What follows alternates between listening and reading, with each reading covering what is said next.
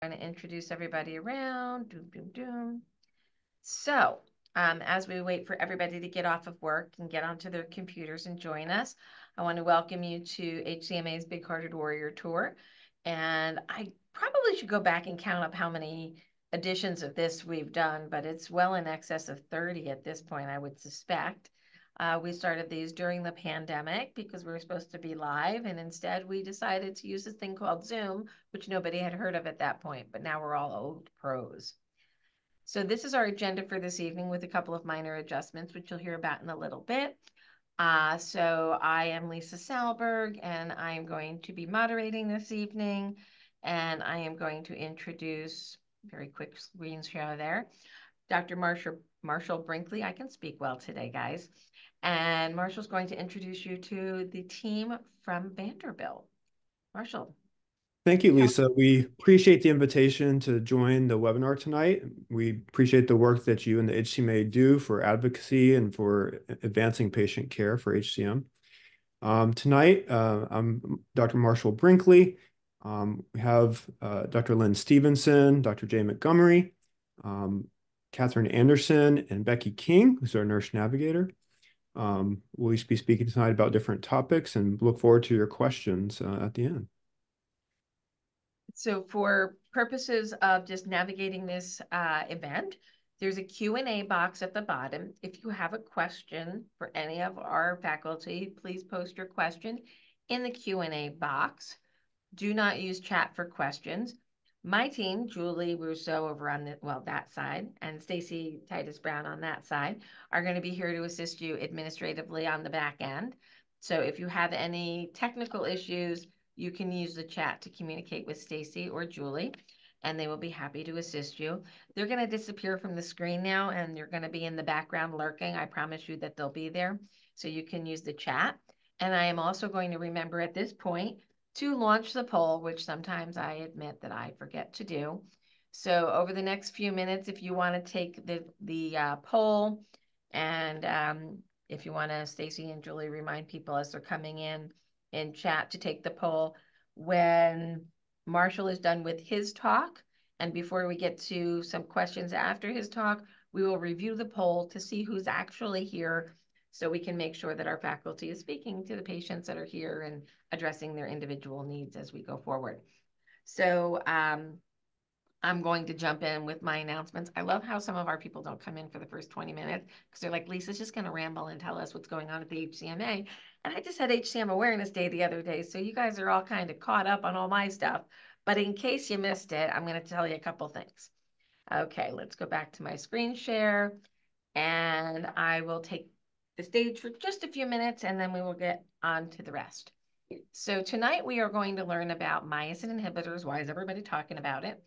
Heart failure, when big hearts give out, risk stratification and the prevention of sudden cardiac death, and understanding the role of genetics in HCM, which is becoming much more important to understand as we are moving into a genetic therapies world.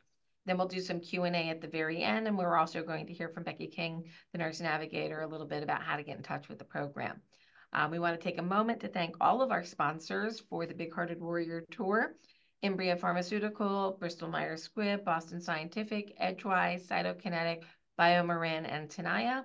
We have some new partners coming on board very shortly. Some of them are big names that are really new to the HCM space, but not new to you out in the real world. So we're excited to see so much interest in HCM. And as I have said a lot over the past 2 years, it's a good time to have a not so good disease. So stay optimistic, people. Lots of cool things are coming our way. Okay, so I want to do a recap of Heart Month. Got to be honest, really happy it's March because we did a lot through Heart Month. Number one, we had a social media campaign that ran the entire month, sharing the faces of HCM. Some of them were news stories, some of them were old stories that were updated. So now that we've been doing these for a number of years, you actually get to watch people's progress through the Faces of HCM program. We did really well in terms of all of our analytics. Unfortunately, some of my percentages did not make this slide, but we were up somewhere like 450% on Instagram. We were up like 2,000% on LinkedIn because of the way we were doing things. The engagement rates are up all across the board on all of our platforms. We also had our Hill Day, which had amazing, it was an absolutely amazing event. And I'm hoping that next year we'll go back to Capitol Hill and we will be talking to the federal legislators about what some of our needs are. And I'll talk a little bit about that in a moment. HCM Awareness Day, we had over almost 300 people registered for our webinar. You can go watch it. It's 3 hours long, and there's some great video content from all of our HCMA recognized Center of Excellence partners, some of our sponsors, some really engaging stories. So I do encourage you to go take a look at that when you have nothing better to do for 3 hours and listen to it in the background. And I just want to thank everybody for a great Heart Month. We did a lot of awareness raising. We taught, we educated, we inspired, and thank you all. And next year, remember the fourth Wednesday of every February is HCM Awareness Day. So we have some updates and resolutions, laws, and proclamations recognizing the fourth Wednesday of February as HCM Awareness Day. So we've got more states. We've even gotten some local municipalities in Illinois involved. And earlier today, big thanks to Ahmad Masri over at OSHU, who helped provide testimony to the Oregon State House. We are awaiting the governor's signature or 5 days passage. So we passed the House, we passed the Senate, and in 5 days, if the governor doesn't sign it beforehand, it becomes law. So it is a perpetual HCM Awareness Day. So we are on the books in Oregon from this day forward.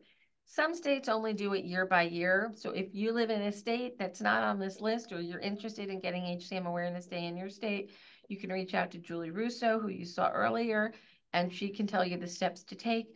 You don't have to wait for next January necessarily, but you might based on the state. So if you want to get HCM Awareness Day passed in your state, give us a call and we can help you learn how to do that. Okay. Oh, there we go. So these are some of our photos from our Hill Day. Lots of fun, lots of excitement. I like this picture over here best. We actually went to the steps of the Capitol and have a great picture. This is my other favorite picture of all time. This is Jared Butler, who is a player for the NBA Wizards in Washington, D.C., who is an HCM patient playing basketball professionally with the approval of his care team. And he is standing next to Marcia Rosenberg, who is 81 3/4 years old and is currently sometimes caught on QVC as a model and living and rocking her best life at 81 3/4 with HCM. So to me, a picture tells an amazing story here, and that is don't judge a book by its cover. You never quite know what two people have in common. And Jared and Marcia are both HCM warriors. So I just absolutely love that picture. So it was a great day. And what were we doing on the Hill? Maybe there we go. So our federal initiative, my computer is being very wonky today. Our federal initiative is quite simple. We want to add family heart health history questions to the Welcome to Medicare visit. It's going to mirror and bookend what we're doing on the state level, which is the Healthy Cardiac Monitoring Act, and that's to have heart health history questions asked of all well child examination and to improve pre-participation screenings for student athletes. So we have a state level program, we have a federal program. If you want to get more involved with these programs, we certainly have ways to get you involved. And Julie Russo, who you saw earlier, is our volunteer coordinator and also our legislative advocacy lead. So she can help you get involved with how you can use your voice in your state or at the federal level to help bring about change. So one of our major programs that we brought on about 2 years ago is the Lori Fund. And we were really excited on HCM Awareness Day to kind of give an update on what we've been doing here. We don't have the numbers on this slide. I've been very busy today. I didn't even have a chance to look at my slide deck ahead of time. So we have been able to raise enough money to provide, I think it's 15 scholarships at this point for patients seeking care at an HCMA recognized center of excellence, a transplant program, seeking hospice care, or end-of-life burial arrangements. They all qualify for Lori funds and will give up to $600 per family per year to ensure that they get to the care that they need or their final resting place. We've only given one funeral award, and that was for a young lady who had a transplant from HCM 2 years ago, unfortunately got COVID and did not do well. But the rest of them have gone to get either to a center for a myectomy, an evaluation, an ICD placement, and more. So if you have financial need and need assistance, even if it's just gas money or a hotel room, it doesn't have to be $600 worth of expenses. But if you are challenged with being able to afford getting to a program, we have resources to help you.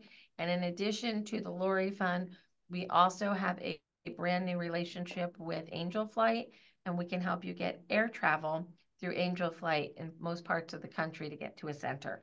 So we are providing that safety net to make sure people can get to care. Dun, dun, dun. Okay. So unfortunately, this slide was supposed to be a little bit different as well. On April 20th in Denville, New Jersey, we are going to conduct our first on-site training for Drill Dr. Heart, which is a cardiac arrest emergency plan. We are going to be teaching all of the coaches in town, and we're going to tell the community a little bit more about AED and CPR preparedness, and we're going to do some demonstrations throughout the day. This will be our first one that we're doing like this. Once we've done it, we're going to videotape it. And we're going to show everybody else how to do this. And then we're going to provide kits so that you can go out into your community and make sure that your schools, your sports, your houses of worship, your community centers, not only have AEDs and have been trained in CPR, but know exactly what to do should a crisis come up. So it's easy to say, oh, go get the AED, I'll do it when it happens. But when you're in the middle of a crisis, having some muscle memory and knowing how to do it and what the jobs are and making sure everybody's communicating well takes about 5 minutes to plan for, and it could be the difference between life and death for somebody. So we're going to start training more people how to do this, and we encourage you to all get involved. Okay. Oh, there it is. There's my slide. I probably should have looked at my slide deck beforehand. So if you want to come and join us in person, if you happen to be in New Jersey, you can scan right here. You can go online and you can sign up and you can come out and join us. We're hoping for a sunny day in April, and keep your fingers crossed. All right. Podcast. We did an amazing episode last week with Matt Martinez on arrhythmia management in the month of March. It's kind of our theme of the month. So if you are at all curious about atrial arrhythmias, ventricular arrhythmias, what we do about all of them, Matt and I went for an hour at it was probably one of the most fun conversations I've ever had about arrhythmias, because we didn't stop and we kept creating these different scenarios. Probably one of the most informative podcasts we've ever done. So if you want to learn about arrhythmias, go take a listen. It was really a fun conversation and had some amazing feedback on that already. We will be doing more podcasting, not this week because I'll be at a meeting in New York City later this week. But we have some amazing patient stories that are dropping this week. One of our ambassadors' stories dropped, I think, today. And you're going to hear the story from Heidi, who lives in New Zealand, who was diagnosed as a child, had a myectomy, had multiple devices, had a heart transplant, and then went on to have her son. So it is an amazing story. She tells it so well. It is nothing short of inspiring. So I can't wait for you all to meet Heidi, who I've had the opportunity of knowing for many, many years. And she just has an amazing story. So tune into Tales from the Heart for that one. So we've added a new discussion group this year for the pre-transplant group. We know that it's a really difficult time for patients. So we wanted to make sure there's a little extra support. So Lisa and Dawn are taking on the leadership of that particular discussion group. And in addition, not this Thursday, but going forward, the first Thursday of the month, there'll be a new discussion group with me and a member of the HCMA team who is also affected by HCM, to kind of take a deeper dive with some people, a little bit of a presentation on a topic, and then a Q&A session. And that's going to be designed a little bit differently than the other discussion groups. But the discussion groups take place pretty much every week. There's at least 2 discussion groups: emotional wellness, preparing for your myectomy, ICD management, life with HCM. There's always a place for you to go talk to your fellow big-hearteds in a peer-to-peer support environment, and we encourage you to sign up and join our wonderful group of discussion group leaders. Um, Ambassadors. If you were part of HCM Awareness Day in any way, if you shared social media content, if you joined us on HCM Awareness Day itself, you saw content from our ambassadors. They're doing an amazing job getting the word out, telling their stories in their own voice, but with a clear mission, a big heart, big life, sharing what they've experienced, what they're facing, their challenges. They are an amazing group of people, and we're looking to grow the program. We onboard people in groups so we can provide training to everybody at once. If you are interested in onboarding for April, you can join you can apply to become an ambassador. Actually, you can scan this QR code or you can reach out to Julie directly. You have had to have participated in an intake and navigation call, and then we will look at the portfolio. You need a social media following, at least a little one, or be willing to grow it. And our team can show you how to do it. They got a whole Slack channel. They share information behind the scenes. They're working on some collaborative events right now. They're an amazing group of people. They're doing a great job. And you get the cool t-shirt to go with it. So please join to be an ambassador if you're interested. We are going on the road again. Isn't that a song? On the road again? Am I Willie Nelson now? Our first trip will be out to Cincinnati, Ohio in had to look at that, May 4th, my nephew's birthday. Happy birthday, John. And then we will be going elsewhere. We're going to go out to Utah. We're going to eventually get to Northern California again, but we're going to be out on the road. So we're looking forward to seeing you in person in this post-COVID world. And hopefully we can make it to the places that we tried to go in 2020, but we're sidelined. Our annual meeting this year is going to be co-located with the International HCM Summit. So HCMA will be hosting Saturday night at the summit for all of the participants of the summit. And we invite patients to join us that evening as well. And then on Sunday, when the summit ends, we're going to have a half an hour break. We're going to change the artwork and it turns into the HCMA annual meeting. I've already got the faculty there, so it's a little easy to get everybody. And we hope to see you in Boston, and stay tuned for more details on that as the year progresses. And that's all I got for you, other than a big old thank you to all of our board of directors, our staff, our volunteers, our partners, our sponsors, and of course to Brandy, my donor, without whom I would not be with you here tonight. So we hope we taught you some things here tonight. I do want to make a little bit of an announcement because there is going to be a shift happening, big culture shift. As many of you know, I have taken the time every day or every week to speak to the newly diagnosed and the people coming in for navigation calls. There's a lot of you now, and I need a bigger boat. So we have a new acquisition. Her name is Noreen Dolan. She is a nurse practitioner, recently retired, formerly working at the Tufts program, then the Leahy program. When she retired in September, I said, do you really want to fully retire? And she's like, no, I don't. So she's going to be doing our navigation calls on Tuesdays. I will still do some on Wednesdays, and I still will take time to meet every person. A little bit less time from my side, but Noreen will be helping with the navigation calls, probably starting in 2 weeks, taking over completely. So there you go. That's our updates. And now I'm going to hand it off to Marshall. I'm going to stop sharing. And I'm going to remind those of you who have joined us since I started yapping to please take the poll. Marshall, the stage is Thank you yours. very much, Lisa. I don't know how you keep track of everything the HCMA is doing. I'm not so sure either, but Julie and Stacy helped me out a lot, along with the rest of the team. Um, You want well, to thank you again. Tonight, well, want to I'm swap Dr. your Marshall. slides? I'm sorry. You're in not in Oh, present sorry. mode. No problem. All you. I'll That leave better? now. Yes, looks great. All right. Thank you. I'm Dr. Marshall Brinkley. I co-director HCM program with Dr. Stevenson, who you'll hear from later. Um, Topic I wanted to talk about tonight is why is everyone talking about myosin inhibitors? Certainly one of the newest things in HCM. So first, I want to review some of the traditional drug therapies for HCM. Beta blockers, such as metoprolol, and calcium channel blockers like verapamil or diltiazem, are currently recommended as first-line therapies for HCM.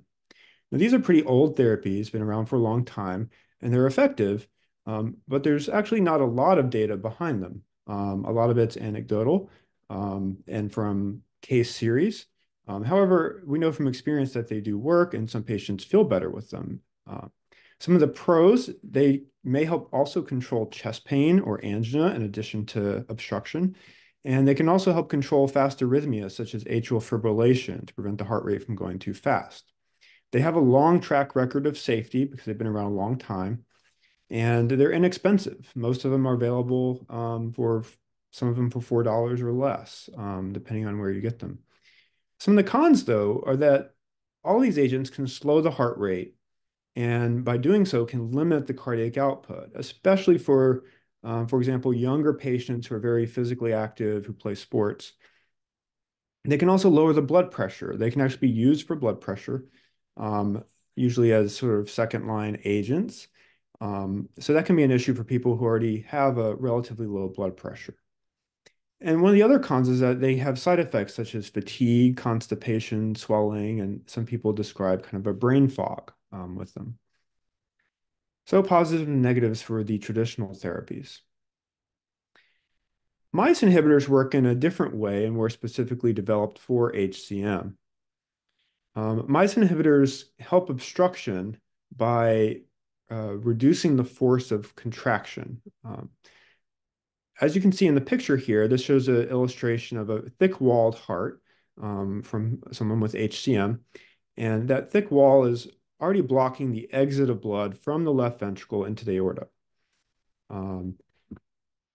Now, when a muscle contracts, and this is a picture of my arm right here, I wish, but when a muscle contracts, it gets thicker. And so when the heart contracts, that already thick septum gets even thicker and makes obstruction worse.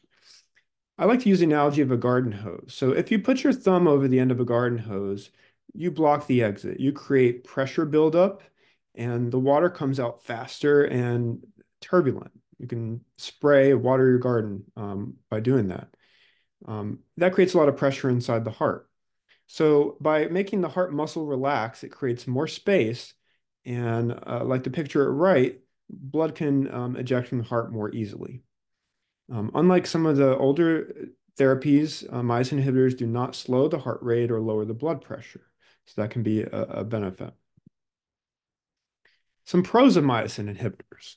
They are effective at reducing obstruction. And obstruction is the pressure required to pump blood. Many of you may be familiar with the term gradient, which means the extra pressure the heart has to generate to pump the blood forward. That's measured in millimeters of mercury, just like your blood pressure that we take in your arm. And so, for example, if you have a blood pressure of 120 and you have a gradient of 100, your heart has to generate 220 millimeters of pressure to get the blood to flow. Myosin inhibitors can improve exercise capacity. We know this from the Explorer trial, which I'll show you some data from soon. Because they do not slow the heart rate, many people can do more physical activity. They can improve symptoms and quality of life, both rated by physicians and as rated by patients. We don't have a lot of that data for some of the older therapies. They may reduce the need for invasive septal reduction, at least in certain patients, and we'll see that in a moment. And they're generally well tolerated with few side effects. The main side effect, which we'll talk about later as well, is potential for reduced pumping function. But otherwise, they're generally very well tolerated. So here's some evidence from the Explorer trial, which is the main trial for mavacamten or Camzyos, on which it was approved. This graph on the left shows the gradient, or the extra pressure the heart has to generate in millimeters of mercury, just like we measure in your arm. The red represents placebo or a blank pill. The blue represents mavacamten or Camzyos therapy. So as you can see, over the course of about 12 weeks, the gradients were significantly reduced by about roughly 40 millimeters of mercury of pressure. So that's a large reduction in gradients with mavacamten. And that reduction was sustained over the course of the trial. These are weeks at the bottom axis. Mavacamten improved symptoms too, not just what we can measure. It improved exercise capacity, measured in something, what we call the VO2. It improved um, symptoms as rated by physicians. About 34% felt better compared to placebo as rated by physicians with the NYHA score. And patients also noted a significant improvement as measured by the KCCQ survey score. And about 1 in 5 patients noted a very large improvement in symptoms from that measure. So these are some good results in over 200 patients with HCM, with obstructive HCM, I should say. We also have evidence for a second generation myosin inhibitor called aficamten from the Redwood study. This is a phase 2 study, so more of an earlier study. We'll hear about results from the phase 3 study in the coming months. But in the phase 2 study, aficamten reduced obstruction. The graph here on the vertical axis is gradient, millimeters of mercury, just like the other one. The black represents placebo or blank pill. The blue and the green represent aficamten at different dose ranges. And as you can see, within about 4 weeks, aficamten led to significant reductions in gradients that were also sustained during the course of the trial. And they go back to normal when the drug is stopped. So very similar to mavacamten in terms of reducing the gradient. It also reduced symptoms. So up to 33% felt better as rated by physicians compared to placebo. And again, we'll have data from the phase 3 Sequoia trial, which we participated in soon. The company released their preliminary results in a press release, and it was a positive study. So we all look forward to hearing about that in more detail in the coming months. Some of the cons of myosin inhibitors are that too much can cause heart failure or weak pumping function. This is what we measure the ejection fraction or the squeezing function of the heart on the echocardiograms. And this is why there's a need for frequent monitoring with echocardiograms that's required. There are also many potential drug interactions with mavacamten. Things like acid blockers for reflux, some antibiotics, some psychiatric medications. So that can be an issue for people on those. There may be alternatives to switch to that don't interact. So those can often be navigated. And finally, cost can be an issue. For most people with commercial insurance, there's good coverage. We just do some paperwork behind the scenes. For patients with Medicare, the copays can be expensive, but that's not often a barrier because there are assistance programs available, both from private organizations, from organizations like Vanderbilt, and from the company, depending on criteria for patients. So the cost is often not a barrier.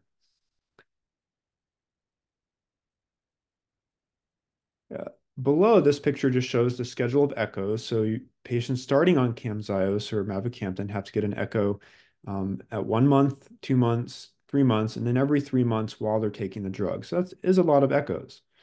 Again, that's to make sure that it's one, effective, that the gradient is reduced, but two, that it's also safe, that there's not a reduction in ejection fraction. And here's an example of some drugs that can have interactions with mavacamten, as I mentioned. So what about septal reduction? How do myosin inhibitors potentially change the scene for septal reduction therapy? Well, there was another study called the Valor HCM study, and that showed that mavacamten reduced the number of people who were eligible for septal reduction, that being myectomy or alcohol ablation. Now, eligible means people who could be offered septal reduction by guidelines. It doesn't necessarily mean that people were signed up for a surgery and decided they're not going to have surgery. What it does mean is that mavacamten was effective in patients who had severe enough obstruction that they could be considered for septal reduction therapy. And so that's encouraging to know that in kind of a sicker group, it is effective. And many patients were no longer eligible based on the guidelines for septal reduction on mavacamten. And few people actually went on to get septal reduction therapies in the trial. So that's encouraging news. Now, there are some reasons that myosin inhibitors may not be for everyone. So they're not effective for everyone. Individuals are not averages. Trials that we talk about look at the average response or the mean response, but many people don't fit that average. So like to explore the options with everyone. We've had good experience, I think, so far from those of us who prescribe mavacamten. Um, but again, it may not be for everyone. Second, mavacamten is a long-term drug therapy. So obstruction returns once the drug is stopped, as you saw in the graph. So this means indefinitely taking a medication. For some people, they don't like that option. And so septal reduction can offer a durable solution in most cases. There is a small chance that after myectomy or alcohol ablation that there can be significant residual obstruction or that it can return. But for most patients, it's a durable long-term solution, at least at a center of excellence with good outcomes, as the HMA has championed. Um, so, for example, for a younger patient who's very active, committing to a drug therapy long-term may not be their preference. But for many patients, it's a great option. There are lifestyle considerations. So, as we mentioned, there are echoes ultimately every 3 months, potentially more frequently if there are problems. So, and you only get enough drug to cover you till the next echo. So for patients who, maybe travel a lot, especially international travel, it may be more difficult to fit that in to their schedules. It's also unclear if myosin inhibitors are effective for non-obstructive HCM.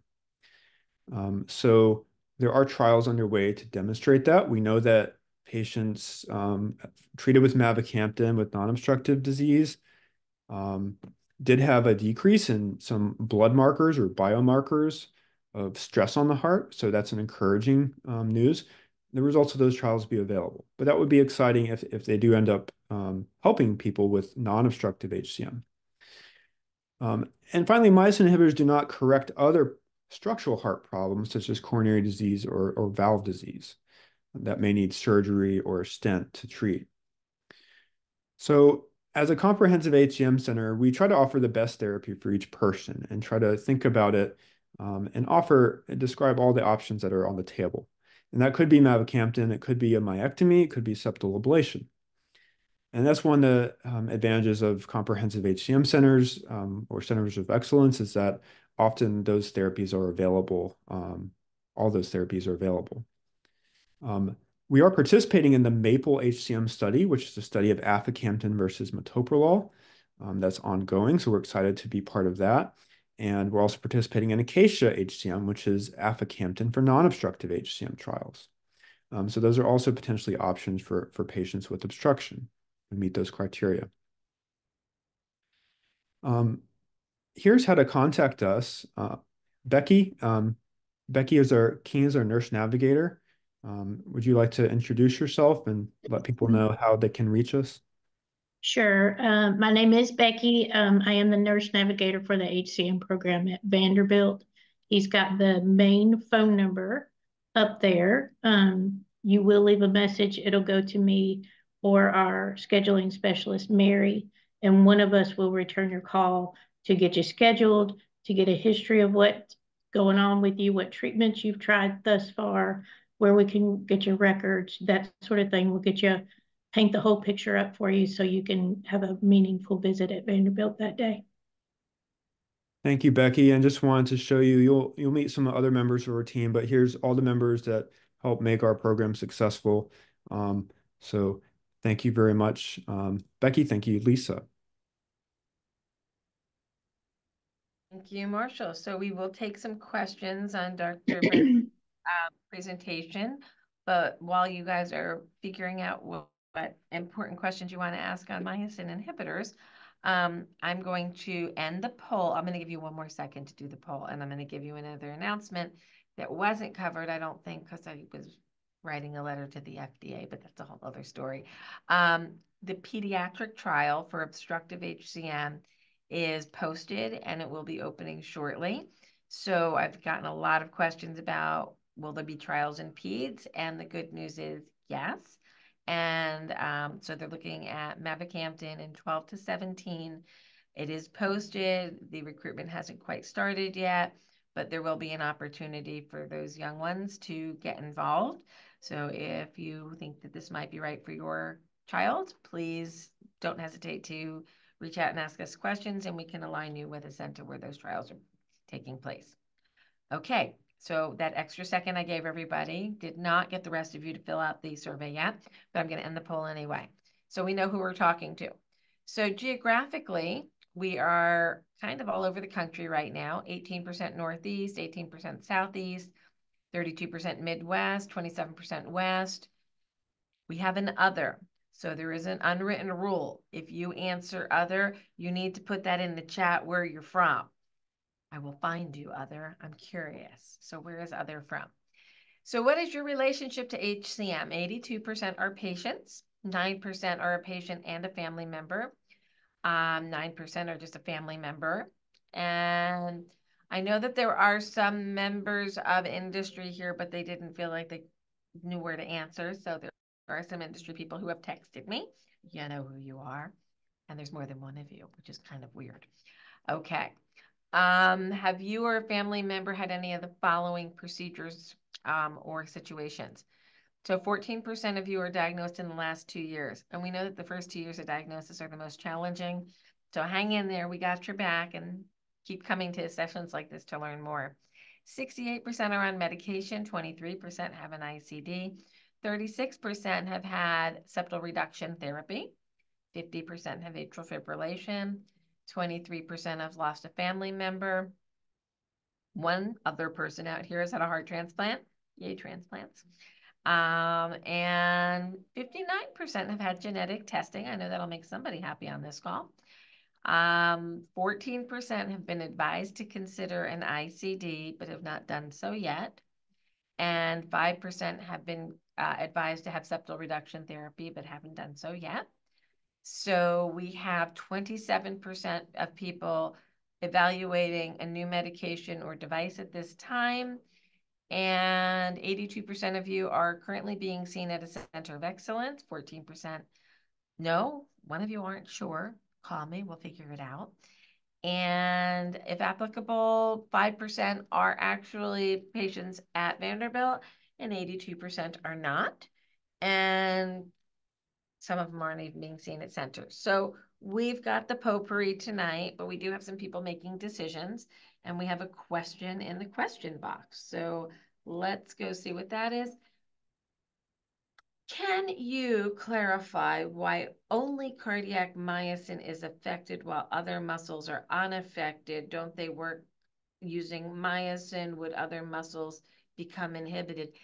That is a very good question. And honestly, I think the first time we were asked that question, which is kind of surprising. So, Marshall, you want to address that one? Sure, that is an excellent question. So our bodies have proteins that sometimes vary depending on where they are located. So for example, some of the proteins that involve the contractile apparatus of the heart are different than those in skeletal muscles, the muscles in our body. And so cardiac myosin inhibitors, I didn't specifically say cardiac, but cardiac myosin inhibitors are specific for the types of myosin that are in the heart. So it does not cause muscle weakness or issues with, your GI system, other types of muscle. I've actually been very surprised at how few side effects the myosin inhibitors have had.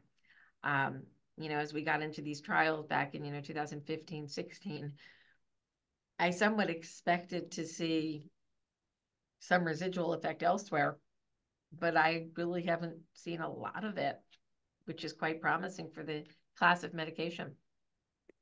And some of that, when the trials are done, they explore different doses. And so, it may be that at some very high dose that's not used, that it might have some spillover, but yes, that was looked at in the phase 2 trials. Okay, I'm going off script here, and somebody on this call might know exactly what I'm talking about, but there she is.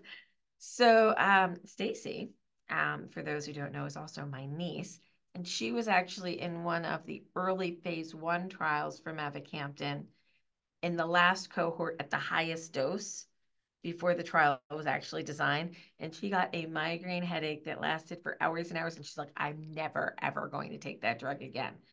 She's been on Camzyos now for months and is doing just fine on it. So dosing does matter.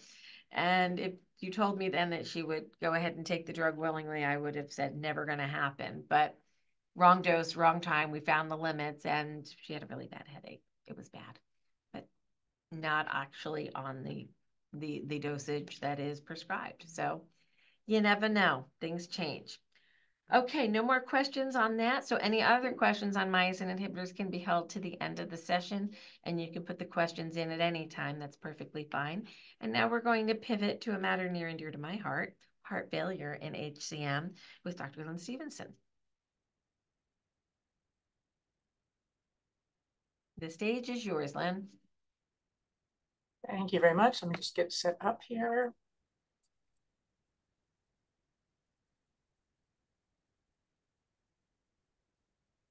Is this the right view for us? We don't see your screen yet. We're doing that thing again. Technical difficulties, please stand by. I shared it. Let me try again. Share screen. Still no. There should be a little green box that appears around your screen. No, I have the green. Yeah, the green box is clicked. I'm looking for what's going on up higher than that.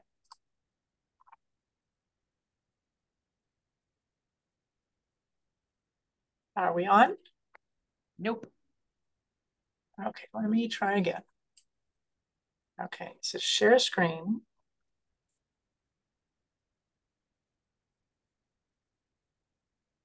Share. There you go. I think we're getting closer now. Getting closer. All right, good. And do I need to switch or am I there? You need to switch. How about now? Perfect. Good to go. Excellent. So I'm really pleased to be a part of this webinar. I'm so happy for Lisa and her team for putting it together, and so happy that Dr. Brinkley has asked us to speak here. Some major points I'm going to cover right now for when big hearts give out. We're going to talk, a little bit about arithmetic, about when the HCM hearts get weak, and that it matters what you call it. And then we'll talk about reduced DF in terms of what it looks like in the picture, different ways, medications that we currently may use, that a few people, as you've heard about from Lisa Sahlberg and her family, need cardiac transplantation with good results, and that we always personalize therapy. Okay, so this is it. When we think about what we're looking at, just to remind you, this is a normal heart on the left. These are beautiful pictures from the HCMA. And then if you have HCM, you can have it without obstruction or with obstruction. If you have obstruction, it can be in the LV outflow tract, most commonly. It can also be in mid-cavity or apical. Okay, now, for those of you who did not have time to get your arithmetic deflector shield on, I'm going to take you through just a little bit of arithmetic because I think it's going to be important in order to understand some of the things we're talking about. So this is the arithmetic of the ejection fraction. On the left, you can see the pumping chamber of the heart when it's relaxed here. Now, when the heart squeezes, it contracts, and blood is ejected from the ventricle, as shown here on the right. Now, the ejection fraction is the amount of blood that's ejected with each beat out to the body, divided by the total amount of blood that starts out inside the relaxed ventricle. So this is the total amount of blood that you start with in there. Then you eject this much out, and then when you compare those, that fraction is the ejection fraction. So the range of the ejection fraction, normally it's between 60 and 70%. When you have a high EF, in patients with hypertrophic cardiomyopathy, as so many of you have, that's what we call hypertrophic. The heart has grown too much. Then if in a small number of patients, it may begin to decline. And we usually talk about the big hearts beginning to give out when the ejection fraction is less than 50%, as shown here. And then we talk about it as having a reduced ejection fraction.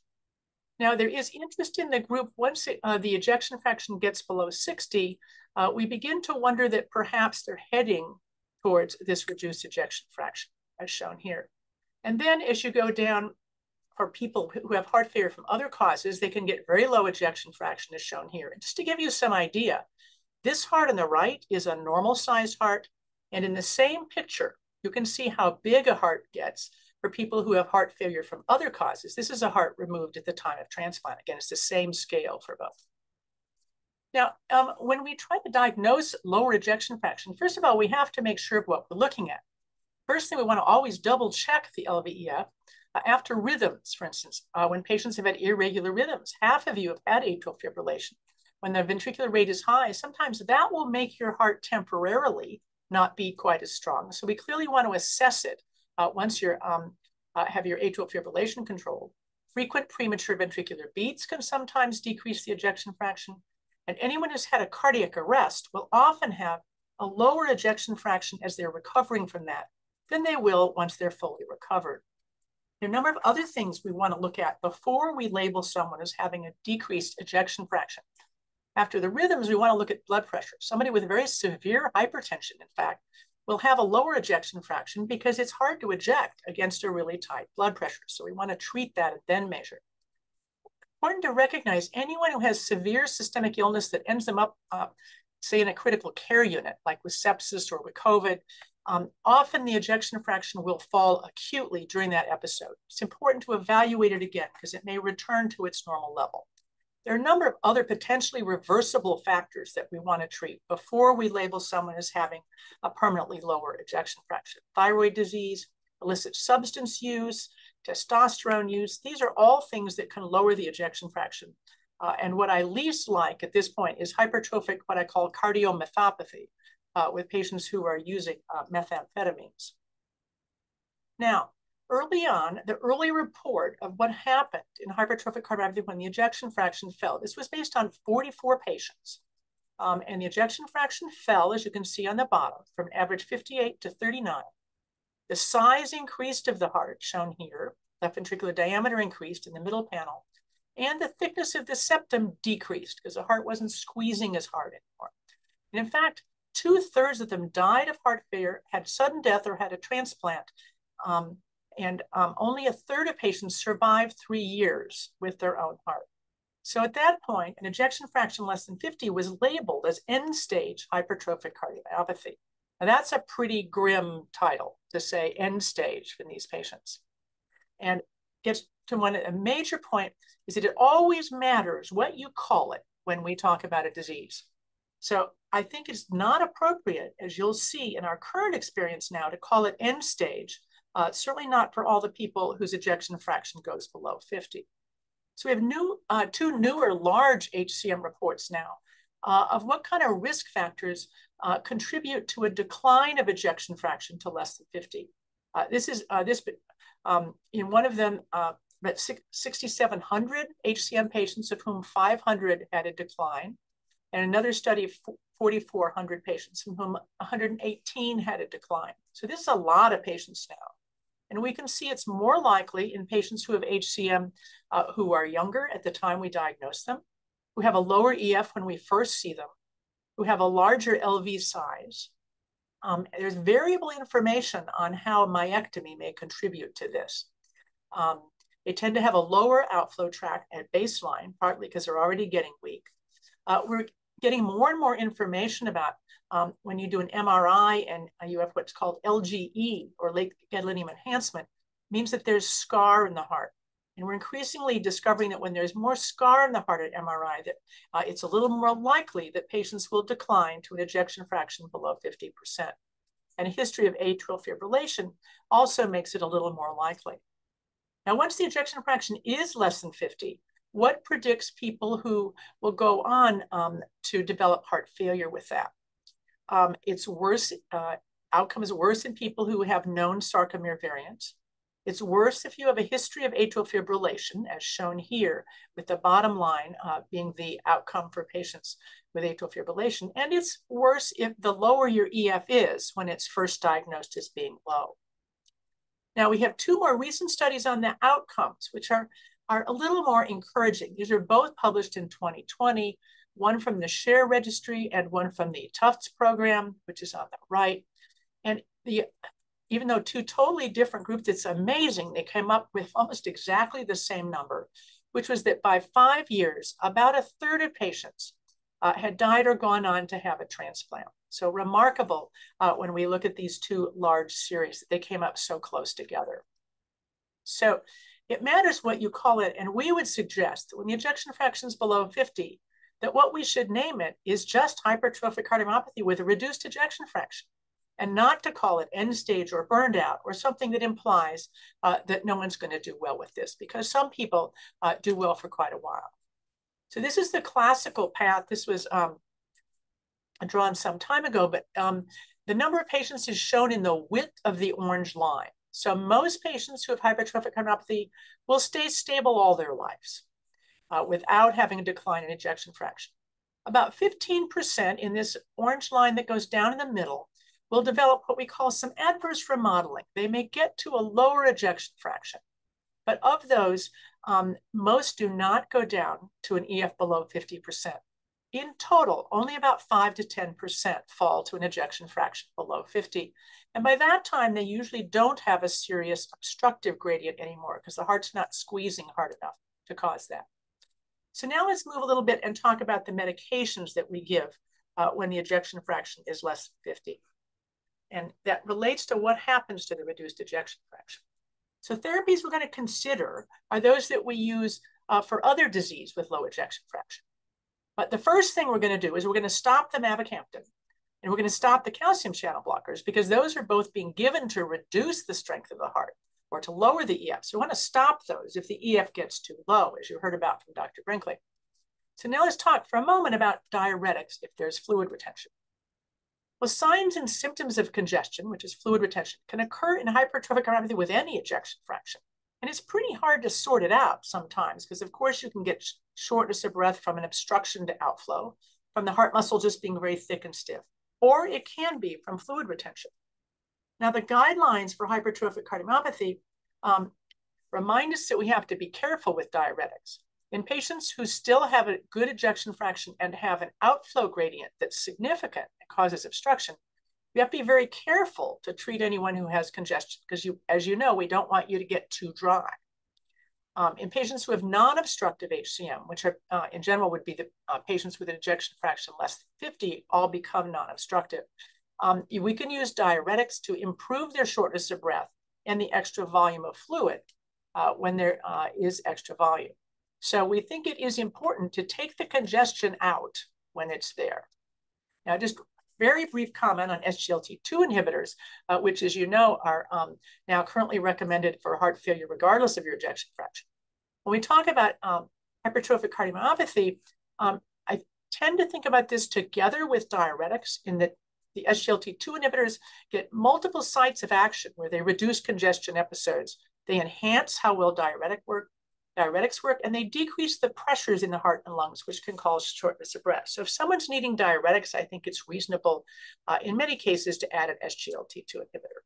Now, quick, get that deflector shield back up again, because we're going to go back to the arithmetic to understand a little bit more about how we figure out how to treat these patients. So remember, the ejection fraction is the amount of blood ejected divided by the total volume of blood that starts inside the pumping chamber. So our cardiac output now is going to be the ejection fraction. Oops. How do we get back to that? Okay, am I back, or do I need to change it again? Back, but you need to change the display. Swap, okay? Swap. So all good.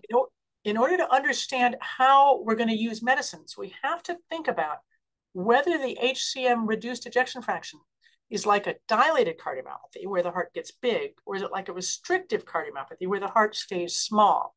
And the reason for that, if we look again at this arithmetic, if it becomes restrictive, where the heart does not get very big, but the ejection fraction gets low, then we've got 35% of not very much. So there's not much blood flow coming out.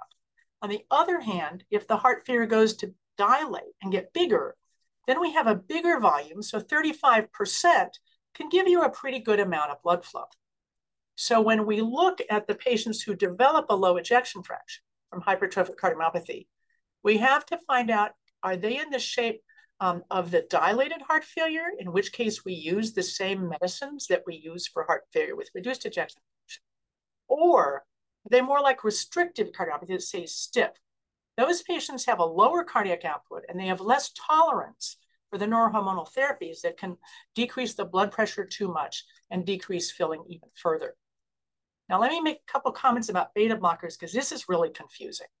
So beta blockers are responsible for most of the EF improvement in patients who have regular heart failure with a low ejection fraction. They decrease the heart rate, they decrease pumping strength and cardiac output. We know in patients who have a stiff heart from HFpEF that if we take beta blockers away, they get better exercise, better oxygen consumption, and better quality of life. And that's sort of the restrictive kind of picture. Now, beta blockers are usually already being taken by patients who have HCM before they get a decrease in EF. So at some point, we need to keep trying to decide when should we take those beta blockers away in order that patients with HCM and low EF will have adequate cardiac output and blood pressure. Now, from the SHARE registry, interestingly enough, they looked to see, did it matter whether people were on beta blockers? And it didn't seem to make a difference as to whether they got a low ejection fraction. And once they had a low ejection fraction, it didn't seem to have that much to do with what happens after. So we still kind of need to personalize this therapy. And it's very important for HCM at every level, the need to personalize their therapies. Now, I'm only going to mention rhythm devices very briefly. You'll hear about this from Dr. Montgomery, who provides us so much expert consultation for our patients. We consider an ICD if the EF goes below 50 with HCM because they have a higher risk of sudden death. We also consider the use of cardiac resynchronization pacing in those few patients who may develop a left bundle branch block associated with their decreased ejection fraction. So major points for when the hearts give out. Now what I want to do is just finish up with a couple comments about cardiac transplantation and left ventricular assist devices. We looked at heart transplantation done for hypertrophic cardiomyopathy during this 8-year period, and it's not near as common as heart transplantation for all the other causes because most people do pretty well with HCM. You can see that there's slightly more women with HCM and transplants. Note here that very few of them end up on an LVAD before they go to transplant. And I'll talk about why that is.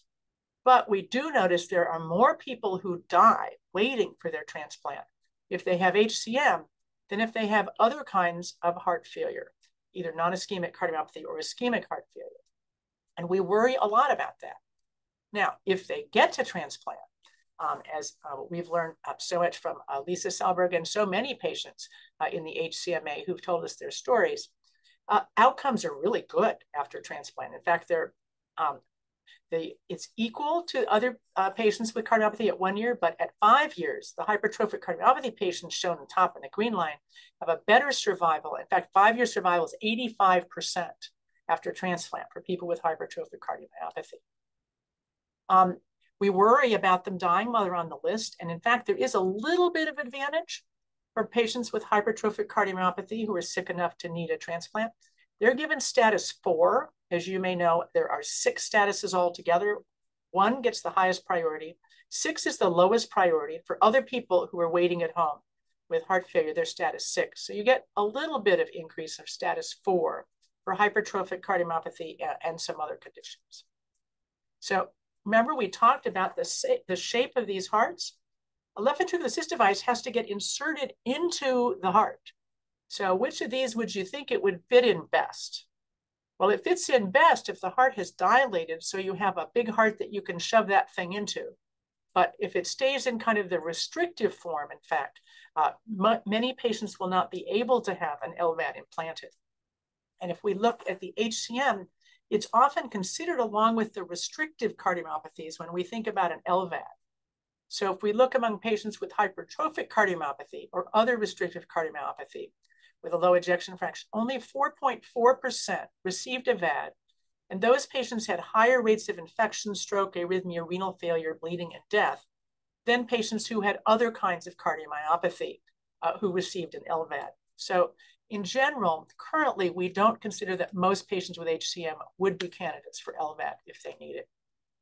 So now just let me conclude. We've talked about the arithmetic of the heart and the ejection fraction. Only about 5 to 10% of patients with HCM will get weak to a low ejection fraction. And it always matters what you call it. And at this point, we strongly getting together to not use the phrase end stage or burned out and just say HCM with a reduced ejection fraction. And it matters when we look at your therapies, whether that heart gets bigger or in fact, it stays relatively small. Diuretics, in fact, we're going to use probably more frequently than most of the other medications that we use for heart failure with reduced ejection fraction. We talked very briefly about ICDs and occasional resynchronization pacing. Cardiac transplantation has good results if we refer early enough. And occasionally we can fit in left ventricular assist devices to support blood flow. But it's most important for all hypertrophic cardiomyopathy, regardless of the ejection fraction, just as for other kinds of heart failure. It's so, so important to personalize care. And I want to thank you again for the opportunity to talk with you and also to thank the HCMA for all that the HCMA has done to reach out to find and take care of all our patients with HCM. Thank you very much. I thought I might pull out some props while people are asking questions. So we can stop the screen share. There we go. And I actually have some examples of transplanted hearts because, you know, I just keep them in my drawer here at the office.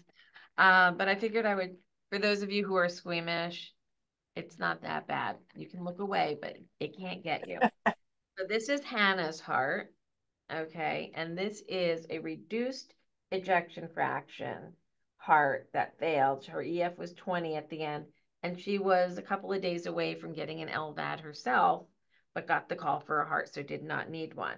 So you can see how large that ventricle is and how all the apparatus is nice and preserved. Thank you, University of Toledo plastinization. And then this is an EF of 50 with like no cavity. So I literally come to you with my heart in my hands today, but transplant joke. It's so my heart. If I could just point that out, it's just such a beautiful example, Lisa, that even though the ejection fraction is 50%, it's 50% of almost nothing. So in fact, there's very little blood that's coming out of that heart, even though the ejection fraction isn't that bad. Right. And at the very end of that heart, I was not feeling very well. I bet. A teaspoon of blood per contraction did not get me very far. So I like the term advanced heart failure in HCM because it could be a reduced ejection fraction. It could be preserved. But I do like your HCM, like HEPRAFI kind of thing. We have a lot. The thing is that not everyone develops heart failure, which is kind of why I like to start from the EF. And then we want to help hopefully prevent or at least decrease or delay heart failure because they don't all have heart failure. I mean, in the sense that they could feel it. Correct. Yeah. But we do wonky things with our heart that just make you guys stay on your toes. That's our job. Yep. So we do have a question about how, and I'm very curious to see how you answer this one. How does end stage or advanced heart failure or HFrEF happen in HCM, and what is the most common pathway? Is there one? Well, basically, there are those sort of two separate pathways. For both of them, the heart gets weaker, so it doesn't squeeze as strongly. But what differs is whether the heart responds to that by basically kind of dilating like a balloon, or whether it just stays really stiff. If it dilates like a balloon, often there's then you can tend to have fairly good flow for a while, but you have lots of problems with fluid retention and shortness of breath.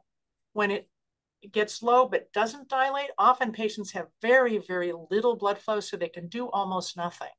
They have very little activity tolerance at all. And they also get short of breath with that. It varies, but in general, people get very, very short of breath and can't really do much by the time they get to end stage, what we would call end stage disease, where you think about a transplant. We do say when the ejection fraction gets down below 35%, we're thinking pretty seriously that they're heading to transplant, and we watch them very closely. Whereas for other kinds of heart failure, we have many people who do pretty well with an ejection fraction of 25%, but not with HCM. So what is your line for more careful surveillance? Even when they go below 60, I start to worry. When they get below 50, they officially are people who have moved into the high-risk group. But when we start looking so as soon as you get below 50, we're thinking about it. But even if somebody looks pretty good to me, if their EF is 35 or less, I'm going to be watching those people so closely because I think they're probably pretty close to tipping over. We had one of those just recently, and we have our transplant pathway discussion group, and this gentleman was like, I'm fine. I'm looking at these numbers. I'm like, you are so not fine. He was like an EF of 35. And then one day he's like, oh, and his blood pressure just would not come back up. And he went in, he was admitted to the hospital, and he was transplanted within like 7 or 8 days after being admitted. So you feel good until you don't, and then you have to move really quickly. So it's really important to be listed and to be engaged when you think you're going to be listed, that you stay really in close contact so that when you guys need to pull the punch and bring somebody in, all the pre-work is done and you can go in. I don't think anybody with HCM in today's world should get there and be surprised. And it shouldn't be this mad dash to find the heart. It should be a slow process to be able to take the time to identify the right heart without having to maybe take a heart that is not as high quality. One of the things I would also mention, actually, even when the ejection fraction is good, people with HCM do not tolerate atrial fibrillation well. And I've seen a number of patients in whom they were doing okay, and atrial fib just tipped them over the cliff. I know. And that's where we get Dr. Montgomery sometimes to help us get them back into sinus rhythm and give them a little more time. That is very important. So let us pivot the conversation. The questions that are posed on myosin inhibitors, we're going to save for the wrap up. So Dr. Montgomery, let's talk about arrhythmias and sudden death assessment. All right. Sharing. Well done on the share. Now just go to present mode and you are good to go. Okay. So that looks good. Good. Okay. Thanks for having me. Thanks so much to the HCMA putting patients in touch with us and vice versa. We definitely are happy to help. So I'm a heart rhythm doctor. That means that I deal with electrical abnormalities in the heart, both for people with hypertrophic cardiomyopathy and even more so for people who don't. Most of my patients don't have hypertrophic cardiomyopathy, but certainly several of them do. So I'm an associate professor of medicine and associate program director of the EP fellowship program at Vanderbilt. Topic today is risk stratification and prevention of sudden cardiac death and hypertrophic cardiomyopathy. First of all, the goals of the talk. Let's see here. There we go. Estimate the risk in hypertrophic cardiomyopathy. I'm sorry, I'm just getting rid of a little thing that's in my way. There we go. Okay. To discuss options for prevention of sudden cardiac death and to discuss options for further treatment of ventricular arrhythmias. And we'll talk about what that is right now. What are ventricular arrhythmias? That's kind of a mouthful. So before we say what ventricular arrhythmias are, I'm going to tell you what normal heart electrical conduction looks like. So the heart has 4 chambers. We diagram it like this. It's actually sort of twisty, but this is one way that we like to draw it. With 2 upper chambers here, I think you can probably see my mouse, and 2 lower chambers down here. And so the electrical activity of the heart is what causes it to beat. And so the heartbeat starts at an area in the right upper chamber of the heart called the sinus node. And those cells are the pacemaker cells of the heart. So when those cells activate, they activate their neighbors who activate their neighbors, and it causes the heartbeat. And so that looks somewhat like this. So the upper chamber cells get activated by the sinus node. That signal actually travels all across the upper chambers and then gets into this little checkpoint, which I made in yellow here is the AV node. And that is where the electrical signals get down to the lower chamber. And then once they go to the lower chambers, they rapidly spread through those big electrical wires that look like trees called the His-Purkinje system to cause the heartbeat. And it looks like this. It makes the EKG that some of you are familiar with. You have a P wave, which is the upper chambers, and then the QRS complex, which is the lower chambers beating. And that's a normal heartbeat. That happens upper chamber, lower chamber, upper chamber, lower chamber for every heartbeat that we have, assuming we're in normal rhythm. So now that you have that context, what are ventricular arrhythmias? Ventricular means lower chamber, these lower chambers. So instead of starting up here, the upper chambers, we're starting in the lower chamber, and then arrhythmia is a generic term that means abnormal rhythm. Okay, so it's wrong rhythm. And so ventricular tachycardia is a rhythm that is originating or sort of living within the lower chambers of the heart. So the lower chambers are firing off on their own, and often because it's sort of going around in a circle over and over again through what we call a circuit. And so it does the same thing over and over. It's typically fast, typically more than 120 beats a minute, sometimes over 200 beats a minute. That those rhythms can be life-threatening. Sometimes people can tolerate it for a while. Sometimes people can't tolerate it even for 20 seconds. It varies.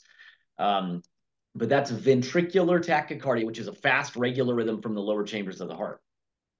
The other abnormal rhythm that we're going to talk about is called ventricular fibrillation, which is worse.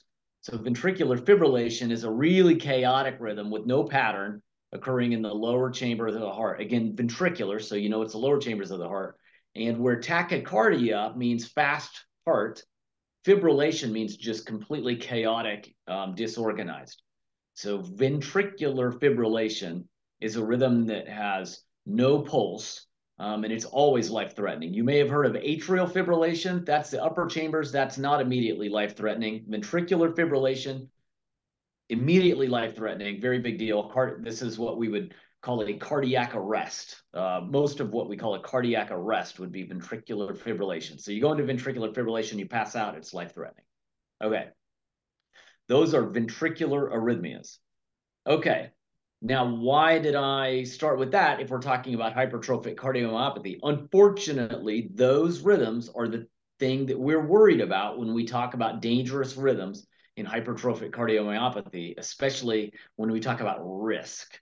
So the risk of having one of those two rhythms, ventricular tachycardia or ventricular fibrillation, for a patient with hypertrophic cardiomyopathy, having HCM, I'll shorten it now, HCM, increases your risk for both of those. Now, on average, a person with HCM has something like a 1% per year risk of one of those rhythms.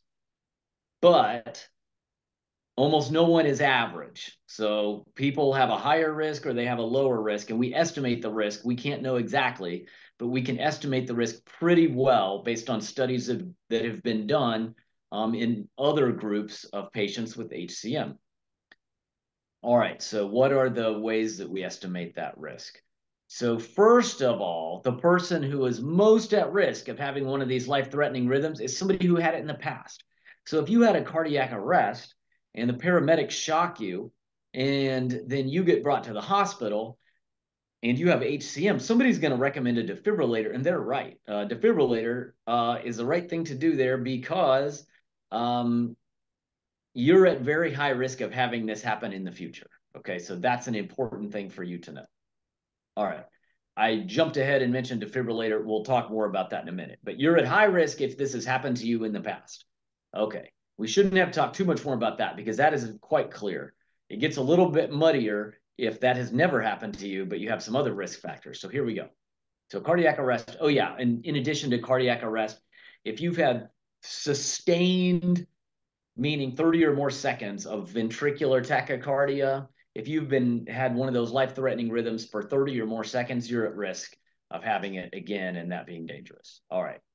Now, some of the other things that increase your risk of having a cardiac arrest if you have hypertrophic cardiomyopathy are, number one, if you have a family member who has had a cardiac arrest, particularly if your family member was young, and if we think that the arrest was likely related to hypertrophic cardiomyopathy.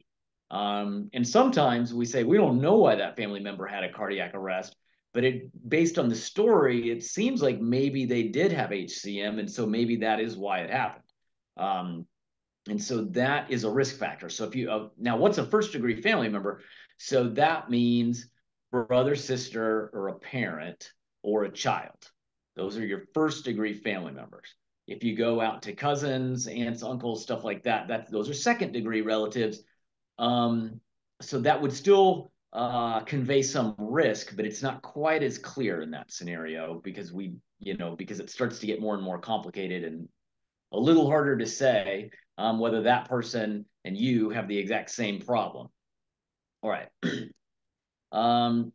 If you yourself, another risk factor, if you yourself have unexplained passing out, which we call syncope, that doesn't seem like typical fainting. And when I say typical fainting, I mean like you get your blood drawn and you get really hot and sweaty and then you pass out. That's what I would call vasovagal syncope.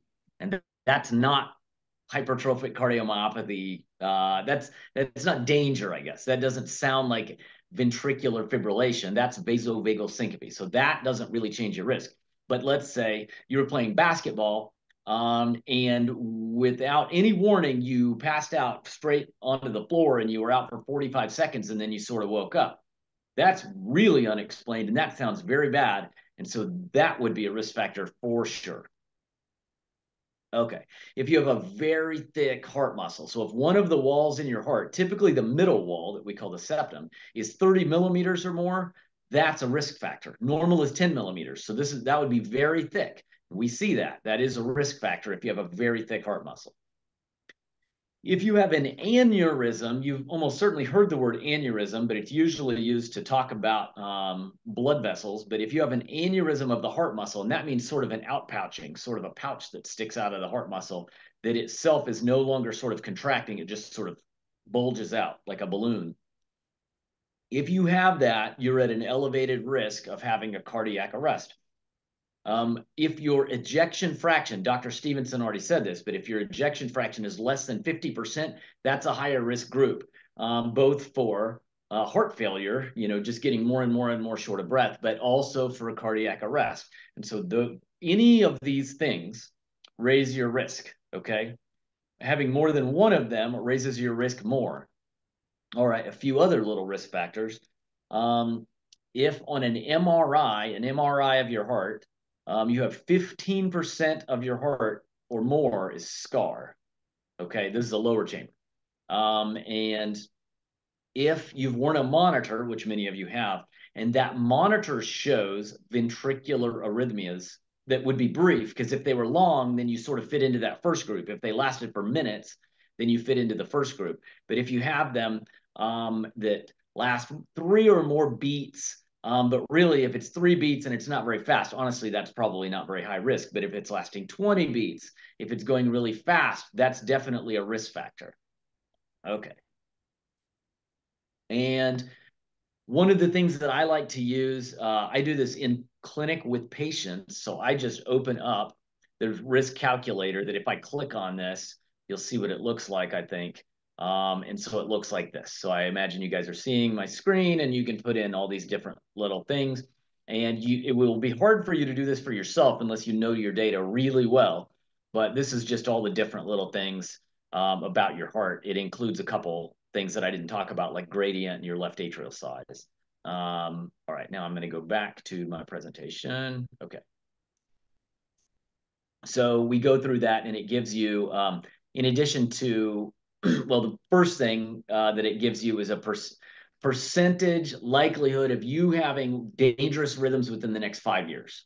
So it'd say like 3.8%. And then it gives a recommendation about this next thing I'm going to talk about, which is defibrillators. So how do we prevent sudden death? So far I've been very doom and gloom about risks of life-threatening rhythms and cardiac arrest and all this stuff. And I'm not just here just to scare people. So there's something that we can do. If you have an elevated risk, so if you have some of those risk factors, then your doctor might recommend a defibrillator. And if you have one of those first several risk factors, first degree family member, unexplained passing out, very thick heart muscle, aneurysm, or ejection fraction less than 50%, it's likely that somebody's probably going to recommend a defibrillator if those risk factors are pretty clear that you really do have it. Sometimes the passing out spell, stuff like that can be muddy, and it takes somebody who's talked a lot about passing out with people to kind of figure that out. But so if you have some of those things, then you're probably going to talk about a defibrillator. So what is a defibrillator? So an implantable cardioverter defibrillator, or ICD, is under the skin, and it has electrical wires that we call leads that detect the heart rhythm and can tell whether your heart's in a normal rhythm or in an abnormal rhythm, and can then get you back to normal. Just like a paramedic coming and shocking you, it's like that, but it's inside under your skin and the body. So the typical type of defibrillator that we've had for a long time is a transvenous ICD. And that sits under the left collarbone typically. It's under the skin, again, under the skin, under the fat, on top of the muscle, below the left collarbone. And the leads, or electrical wires, go into this big vein here that comes from the arm and follow that vein down into the heart. And so it plugs into the heart muscle. One side benefit that this has, it can also be a pacemaker. So it functions as a pacemaker and a defibrillator. So if your heart rate's too slow, it can speed it up. Another good thing about these is if you have a life-threatening rhythm, the first thing that we'll try to do is pace your heart 8 beats very quickly. Boom, boom, boom, boom, boom, boom, boom, boom. And then recheck and see, because sometimes that puts you back to normal rhythm. And if it does, that's great. And that's all it has to do. And then it will watch and see if that happens again. If that doesn't work, then it can shock your heart. But it can do either of those things, either the rapid pacing or the shock, to get you back to normal. The downside of this type of defibrillator is really just that having these electrical wires or leads in your veins for decades, let's say you get diagnosed with when you're 28, if you've got these in your veins for decades, that gets a little complicated. We can usually deal with it, but all other things being equal, you'd prefer not to start having wires in your veins at age 28, and have them there for decades, because you sort of form scar tissue. I tell patients that leads inside the veins are like barbed wire around a tree trunk. The longer they're there, the more grown in they get. And that continues for, 10 years, 20 years, 30 years. It just gets more and more and more stuck. So if they ever need to come out, either to make room for new stuff because let's say they're not working and we need to take them out and put new ones in, or if it gets infected, they would all have to come out. It's difficult to get them out when they've been in for 20 years. And that poses some risk as well. We can usually do it, but there's definitely some risk there pulling on these things that are stuck in the veins for a long time. That's a different topic. But that's just to contrast it with this other type of defibrillator, the subcutaneous ICD, or SICD. What can it do? What can't it do? It can't pace. If your heart rate is too slow, this is not the defibrillator for you, because it's not a pacemaker. If you are hoping that your life-threatening rhythm can be fixed by rapid pacing, it can't do that either. It can only shock. It does a great job of shocking, just like the transvenous device, but it doesn't do anything else. Now, if it ever needs to come out, it can be taken out. It's a simple surgery. It's not inside the heart. It's not inside the veins, because it is actually outside the ribs. The whole thing stays outside the ribs. There's nothing in the veins. This is on top of the ribs. This is on top of the ribs. That's on top of the ribs. And there's really no, in my mind, I've certainly never seen anything life-threatening about taking one of these out or putting it in. It's just outside the ribs, not a big deal, really. It's as far as surgery goes, the important stuff's inside the ribs. And so taking it out, not a big deal. Also, an infection in the bloodstream doesn't typically settle on this, and this doesn't make a bloodstream infection worse.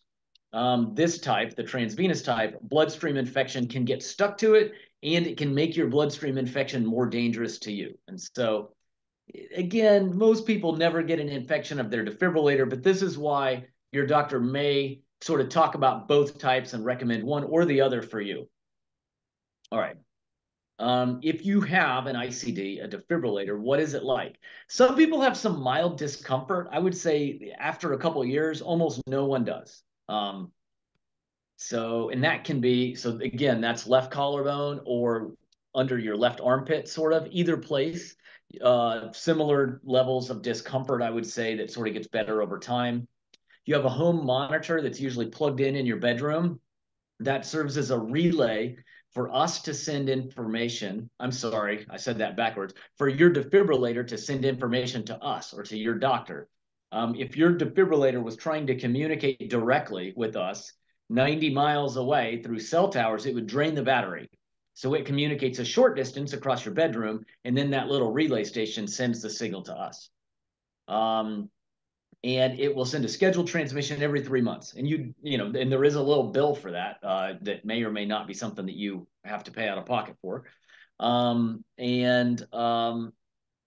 It can also, if it sees something it really doesn't like let's say you're fast asleep, you have a cardiac arrest, your defibrillator shocks you, you don't even know about it. This has happened.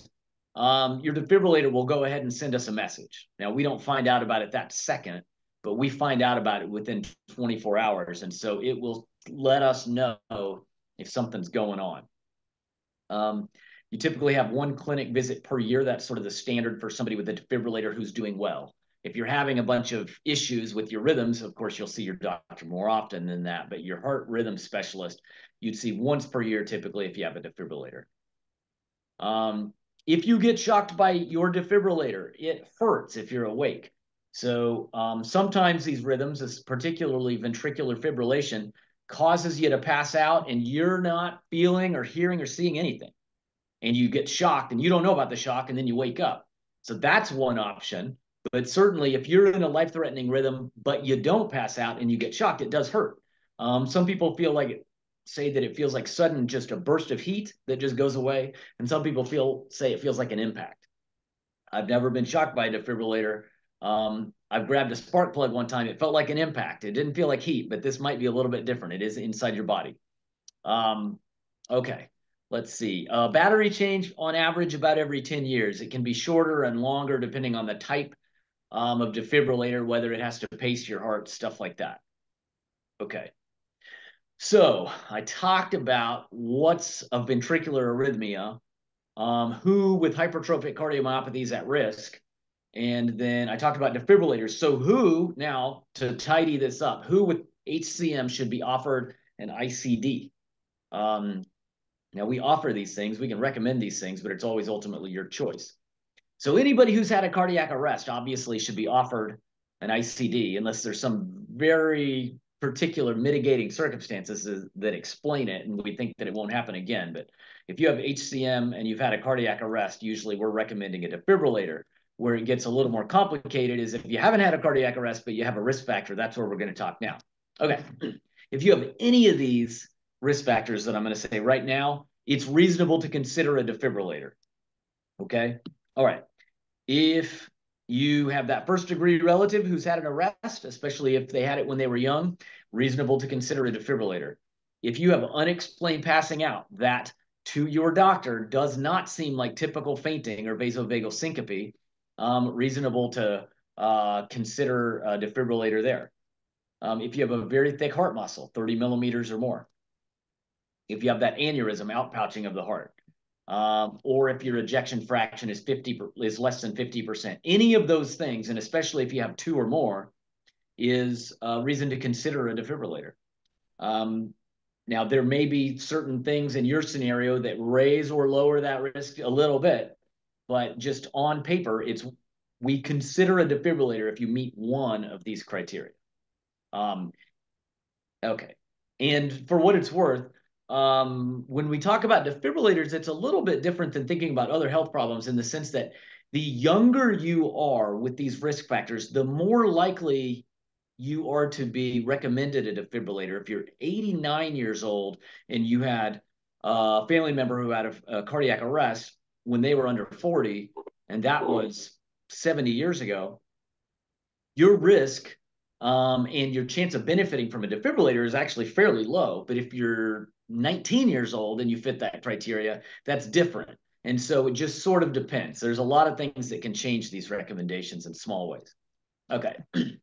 Now, this is a slightly smaller recommendation. This is sort of a maybe.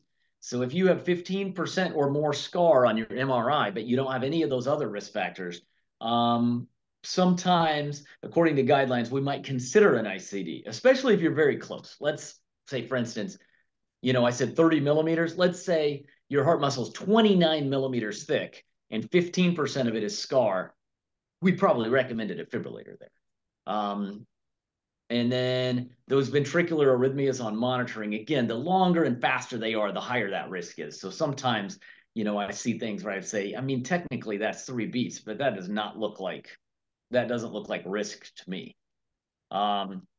Okay, now, so let's say you have a defibrillator and it goes off and it saves your life, which is amazing. And then let's say that happens again. And you say, I'm really glad that it saved my life. I really don't want it to keep having to go off.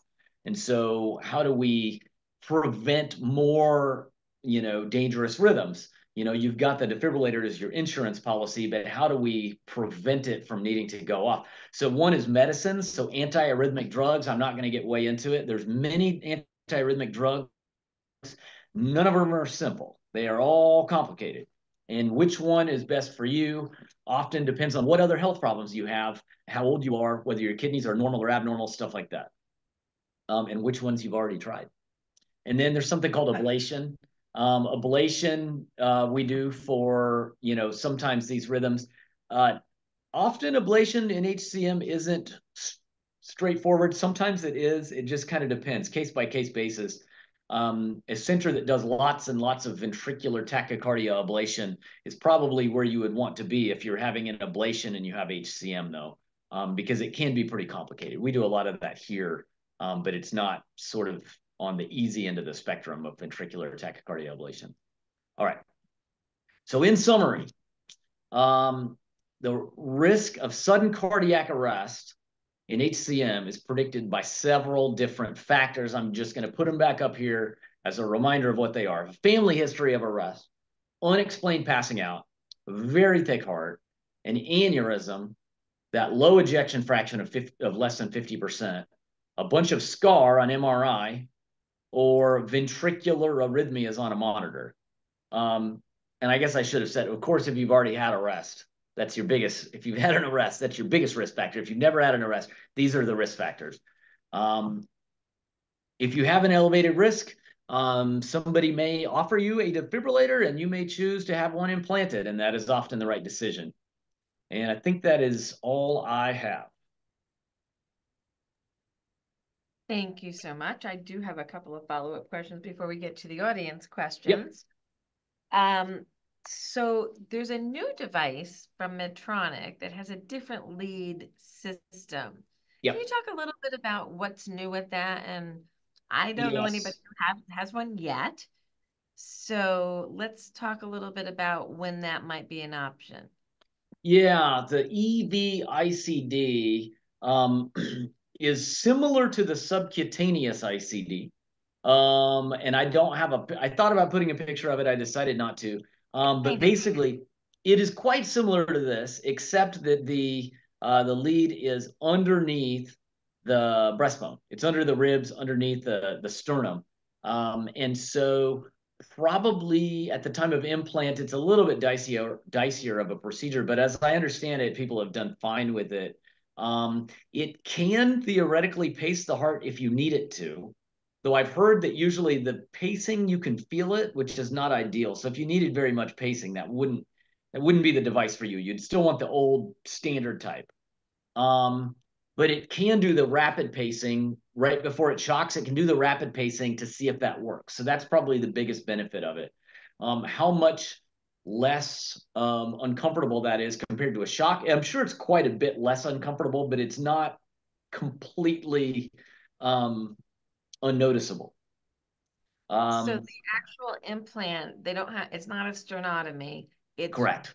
They're going to go underneath the rib cage and tunnel it in under the bones. That's right. It's tunneled under the bones. There's an incision down here, and you sort of push down. You kind of push down on the belly so that you can then point the lead so that it's skating underneath the sternum. My guess is, and I have not seen this, my guess is from the patient's perspective, they probably can't tell the difference because you have an incision there and it probably is just all the same. You know, you're asleep during the procedure.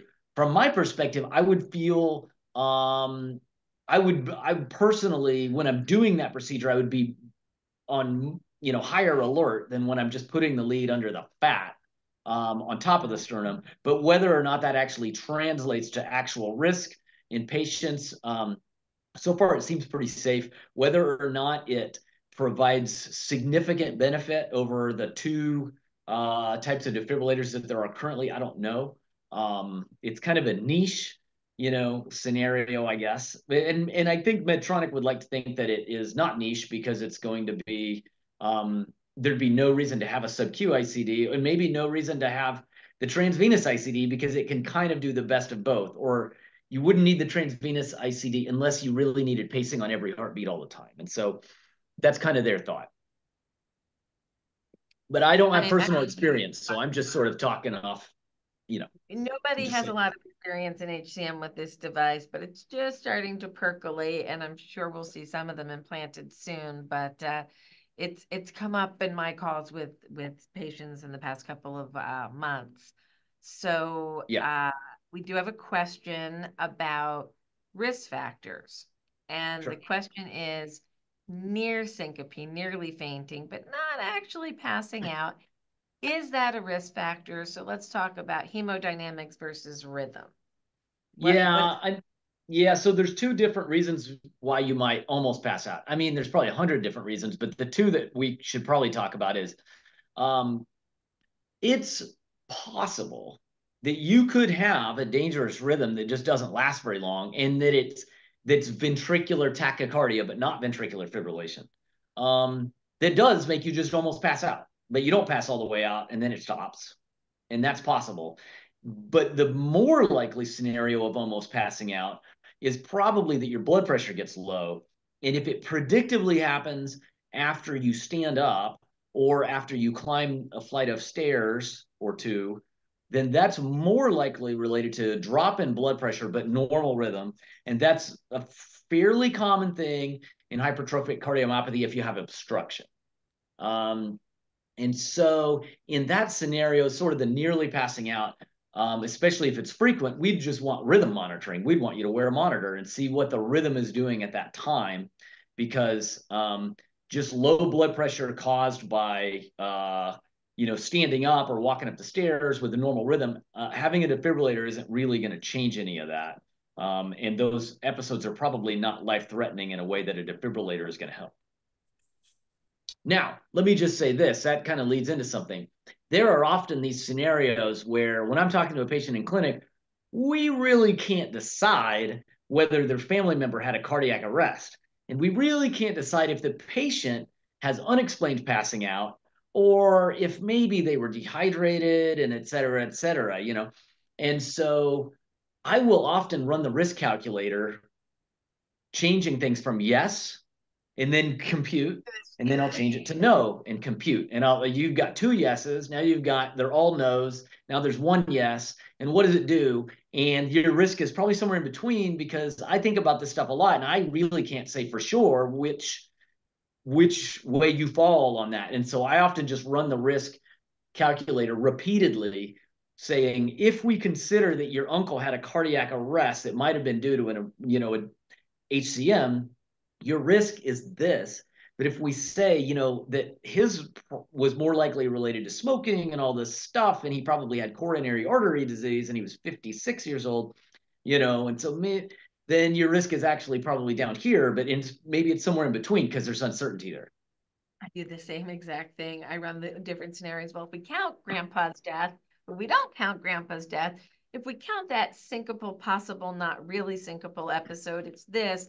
If your left atria is actually a little bit larger, if your gradient's a little bit higher, and you keep moving these factors around, which shows, we know what the factors are, but we don't have this equals that definitively, no question. So going to wrap up there, but I am going to tell you a little funny story about defibrillator shocks. So I had a defibrillator put in 1997. My transplant was 2017. Do the math, long time. Lots of risk factors, pretty much almost all of the risk factors that you can think of. But my ICD did not shock me until the day after I came home with my new heart and my ICD was in my hand and they forgot to turn it off and my wires shocked me. So if anybody's watching from the private Facebook group, if you go back and you look for a video from me from February 15th, 2017, you can watch me in live time getting shocked by my device. Oh, that wow. is a service announcement from me to you. It hurt, but it was just very quickly. It was a little shock, and the new heart did just fine through the whole thing. Yeah. My husband was in the room and he was not very happy with me at that time, but don't recommend it. So thank you so much. Let's get on to our final talk of the evening with Catherine Anderson, who's going to talk to us about genetics, a very important topic in today's world. Let me take your slides down. And then Catherine can share her slides. Absolutely. We're in the home stretch now, people. I'm sorry if I've yawned. I'm just a little tired. Yeah, acknowledging that we're a little bit over time. I'll do my best to make it worth your while to stick around. And thinking too, again, that those of you who answered the poll said a little over half of you have gotten genetic testing before. So I'll try to keep that in mind as we're talking and make sure that I can throw in some tidbits that are useful to you too, even though you've already gotten testing completed. So let's talk a little bit about genetic testing, a little bit about genetic counseling. As a really quick little primer about genetic testing, I'm sure that most of you have a pretty good foundation for this. When someone's talking about ordering genetic testing for you, one of the big goals is to try to find an explanation. Why did you develop HCM? Can we really narrow it down to an exact spot in your DNA that's not working the way that we want it to, and is causing that heart muscle to thicken? So typically we're focusing on genes that are important for making heart muscle or helping it work the way that we expect it to. And one of the big benefits of genetic testing is that it can be used to better understand someone's risk of disease or the severity of the disease. One thing that we keep in mind, it's been maybe touched on a couple times today, is that there are a couple of genes that are the big players in hypertrophic cardiomyopathy. Most people who find a clear answer for their disease have a genetic change in a gene called MYH7 or a gene called MYBPC3. But there are over a dozen other genes that are strongly correlated to hypertrophic cardiomyopathy, and they might have different signs or symptoms or trajectories. And there are even some genes where if they're not working correctly, it can cause differences in your body beyond just your heart.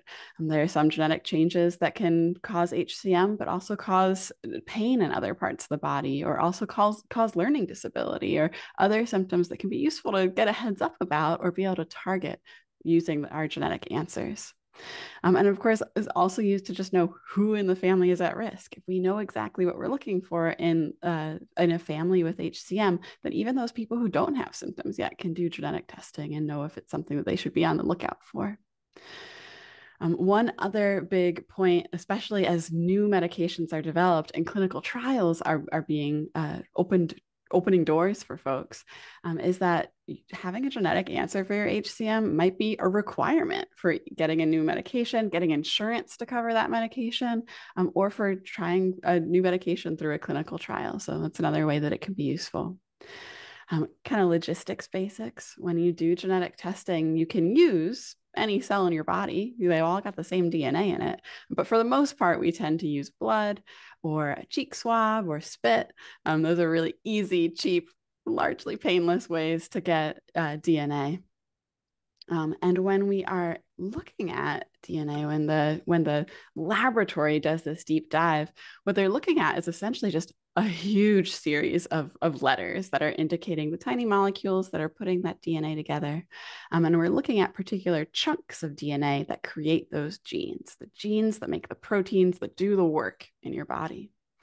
And one of the things that I really like about this particular image is, as a foundation, it's showing what they call the reference genome sequence. So this whole long line of DNA is showing kind of what we expect out of someone's DNA. When we look at a gene, what sequence, what series of letters do we expect to see? And then as an example, here's someone who got genetic testing and what their sequence looks like. And these two lines here in the middle are showing the comparison. Where are they different? Where are we seeing things that we don't expect in this person who got the genetic testing? And the thing that I especially like about this one is that this particular person has quite a few genetic changes. Here, where we expect an A in the sequence, this person has a C. Where we expect a T, they've got an A. Where they expect a G, we got a T. Where we expect a series of letters, there's nothing. All these little quirks. And the reason that I like that is because everyone has thousands of quirky things in their DNA. We have thousands of genetic differences, mutations, variants, we might call them. The vast majority of them are harmless. And so when we analyze a genetic test result, it's all about figuring out which of these genetic changes are actually doing damage and which ones might just be the normal variation that make us all unique. This is also important to keep in mind because HCM is not a wildly uncommon genetic disease. It's not unheard of for two people who have HCM running in their family to get together and have kids. And then there's a family where there might be two different disease-causing impactful genetic changes running in the family. And it's important to keep an eye out for the possibility of that so that we're sure we're not missing anything. As a foundation for genetic counseling, I'd like to summarize that, when you meet with us, we are master's level clinicians. We're allied healthcare. We are not doctors. We don't have MDs, but we are trained in molecular genetics and psychology and counseling, and we combine those skills to benefit you as best we can as part of the team. So when you meet with a genetic counselor, typically you won't be doing a physical exam. We won't be reviewing or choosing medications, and we won't be doing a really deep dive into your imaging or any of those biochemical tests that were mentioned earlier. But you do typically have a good deal of time with a genetic counselor. Most genetic counseling appointments are between 40 and 60 minutes. We spend a lot of time making sure that you fully understand what's going on with your diagnosis, with your management, what to expect for the next few years, and help solidify any other resources that you might need. We spend a lot of that time making sure that we have a very detailed, thorough family history, acknowledging again that there can be more than one HCM genetic change running in a family, and there can be more than one genetic condition running in a family. You might have HCM on one side, and we might have a high risk for breast or colon cancer on the other side of the family. Genetic counselors take a thorough family history just to make sure that we're not missing anything else that we want to make sure that you're locked in for. Genetic counselors are a really useful resource for doing a deep dive into your genetic test result to fully understand what they mean and how to use them, and to help make a plan for your genetic care and for your family members, what their next steps might be. This slide goes into a couple of the questions that we might consider as we dive into a couple of the main concepts that we go over in genetic counseling. I'm just going to highlight a few of them. So when we are thinking of our counseling, our psychology side of HCM, gosh, this condition can be really, really difficult at times.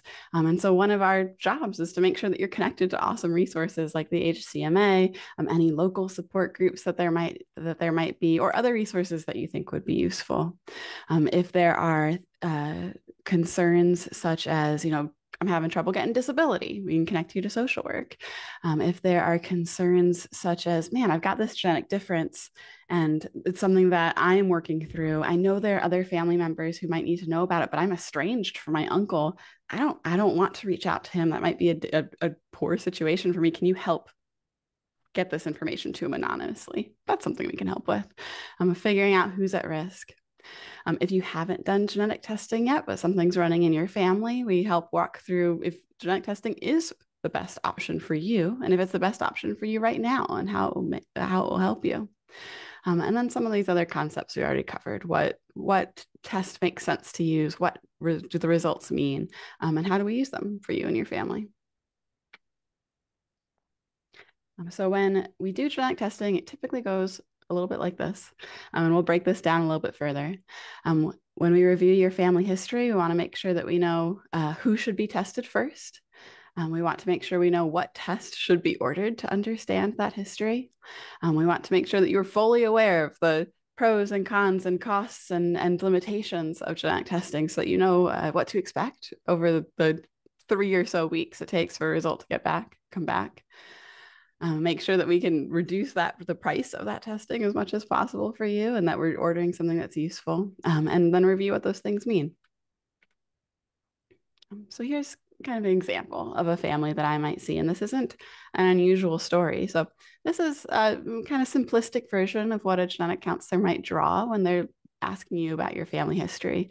In this image, the squares are people identify as men, the circles are people identify as women. And so you can see these two siblings, their parents, mom's side of the family, dad's side of the family.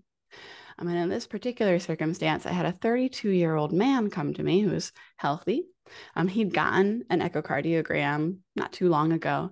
And the reason that he had gotten it was because HCM had only recently been diagnosed in the family. And unfortunately, it was first caught because his uncle passed away suddenly.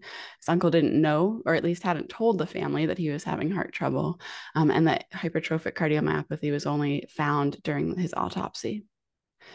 When HCM is found in a family, the recommendation is for all first-degree relatives to do heart screening, get an echocardiogram, do an EKG. And so a number of those relatives did do that. The aunt, the sister of the man who passed away suddenly, did her echo and her EKG and ended up being diagnosed with hypertrophic cardiomyopathy at that time. There was another sister here who already had a diagnosis of atrial fibrillation prior to that, diagnosed when she was 69. And a brother who had at that time not chosen to do any heart screening, something that can be a difficult process to think through and go through when you have a sibling who suddenly passed away. So something that he was a little bit worried about doing. And then the mom of our patient, of the man who I met, did do her echocardiogram, did her EKG, it looked normal. And sort of just out of an abundance of caution, my patient had done his own echocardiogram, even though those guidelines only recommend it for first-degree relatives. So the first question here is, all right, we've got your family history. Who should do genetic testing first? And what tests should be ordered? So one important concept to keep in mind is that genetic testing isn't perfect, and it might not even become perfect in our lifetimes. We know that there are families where dozens of people might be flagged as having hypertrophic cardiomyopathy, and when we do genetic testing, it still comes back negative. We can't find the gene or the spot in the gene. Our technology isn't capable of seeing or pulling out those genetic differences, so we can't find an answer for every person. And that means that genetic testing, starting with someone who's healthy, is not always super useful. Because if this gentleman came back negative, if it looked like he had no genetic changes, we can't know for sure if that's because his uncle or his aunt have maybe an MYH7 genetic change, something that's disease causing, and my patient didn't inherit it, and he's not at risk. Or if it's possible that his uncle and aunt have a disease-causing genetic change that our technology can't pick up, and maybe he is still at risk. So we do our best to start genetic testing with the person who's most affected in the family, who are most likely to find an answer in. And truly for that family, it's this man who passed away suddenly at a young age.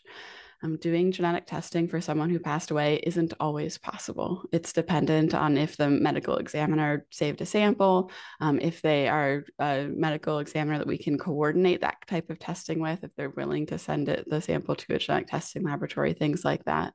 But that is one of the other useful things that genetic counselors can help with. We're trained in a lot of that communication and back and forth and helping complex things happen in an easier way for your family. We also have his aunt who's diagnosed. She's a perfectly fine fallback. She didn't have as severe symptoms, but she's got that diagnosis. She would be a good first step too. And when we consider the type of genetic testing that we do for HCM, if we're testing someone who has symptoms, the most common genetic test you're going to see ordered is a hypertrophic cardiomyopathy panel, maybe a broader cardiomyopathy panel looking at all the genes that play a role in heart muscle. Sometimes you see even a larger panel than that, a comprehensive cardiac or an arrhythmia and cardiomyopathy panel looking at 100+ genes. That type of testing is more likely to be used, especially if you have the option to do something like sponsored testing, where maybe a pharmaceutical company is paying for the genetic testing. They tend to go more broad.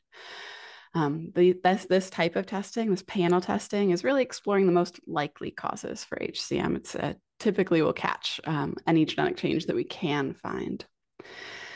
In families where there might be a really profound history of hypertrophic cardiomyopathy, or some maybe people were diagnosed really young and had really severe symptoms, but panel testing doesn't find an answer. Sometimes we expand out. We do what's called exome or genome sequencing, where we look at almost all of our 20 to 30,000 genes and see if we can't find anything quirky or that looks suspicious outside of those most likely causes.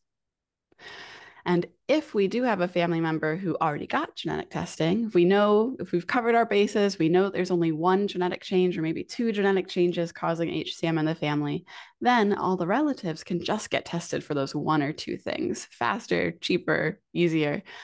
We know exactly in the DNA where to look, and we can target it right away. So if you are someone who already got genetic testing, you can be a really useful resource for your family members who haven't done their screening or considered genetic testing yet. If you have HCM and your genetic testing found an answer, then make sure that your family has a copy of that information so that they can provide that to their doctors and they know what to order. If you're someone who has HCM and genetic testing did not find an answer, then you can let your family know that it's possible that we don't have a good genetic testing option for them yet. They didn't find an answer in you, they're not going to find an answer in your nephew who's healthy either. Although I'm also keeping in mind that our genetic testing is always improving. It could be that in 5 or 10 years, we do have updated genetic testing. We discover new genes. There are other options to explore. So keeping that open door for communication is really important. So in thinking about consenting for genetic testing, what the pros and cons are, thinking about how to do the test ordering, a lot of my considerations as a genetic counselor fall into these groups.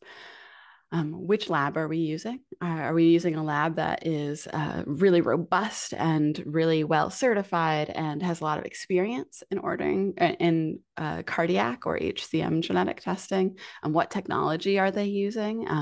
And what genes are on that panel? If you see an HCM panel from one lab, it might have 35 genes on it. If you see an HCM panel from another lab, it might just have our 8 most commonly flagged genes on it. So understanding what spread it covers is really important.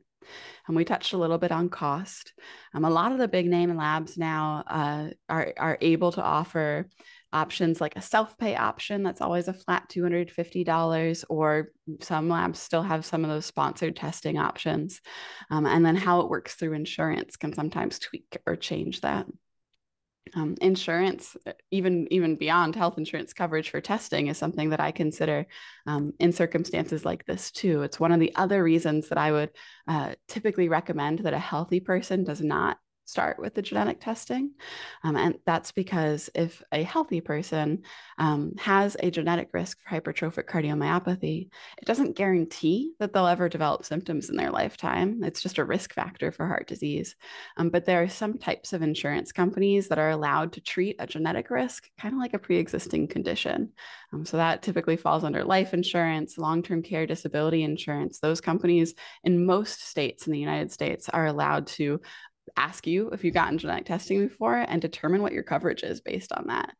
So we typically make sure that we counsel really thoroughly about that for healthy people and make sure that they're either prepared for that or that we fall back to our affected family members first. So then we consider, when the results come back 3-4 weeks later, what do those results mean and what are the next steps?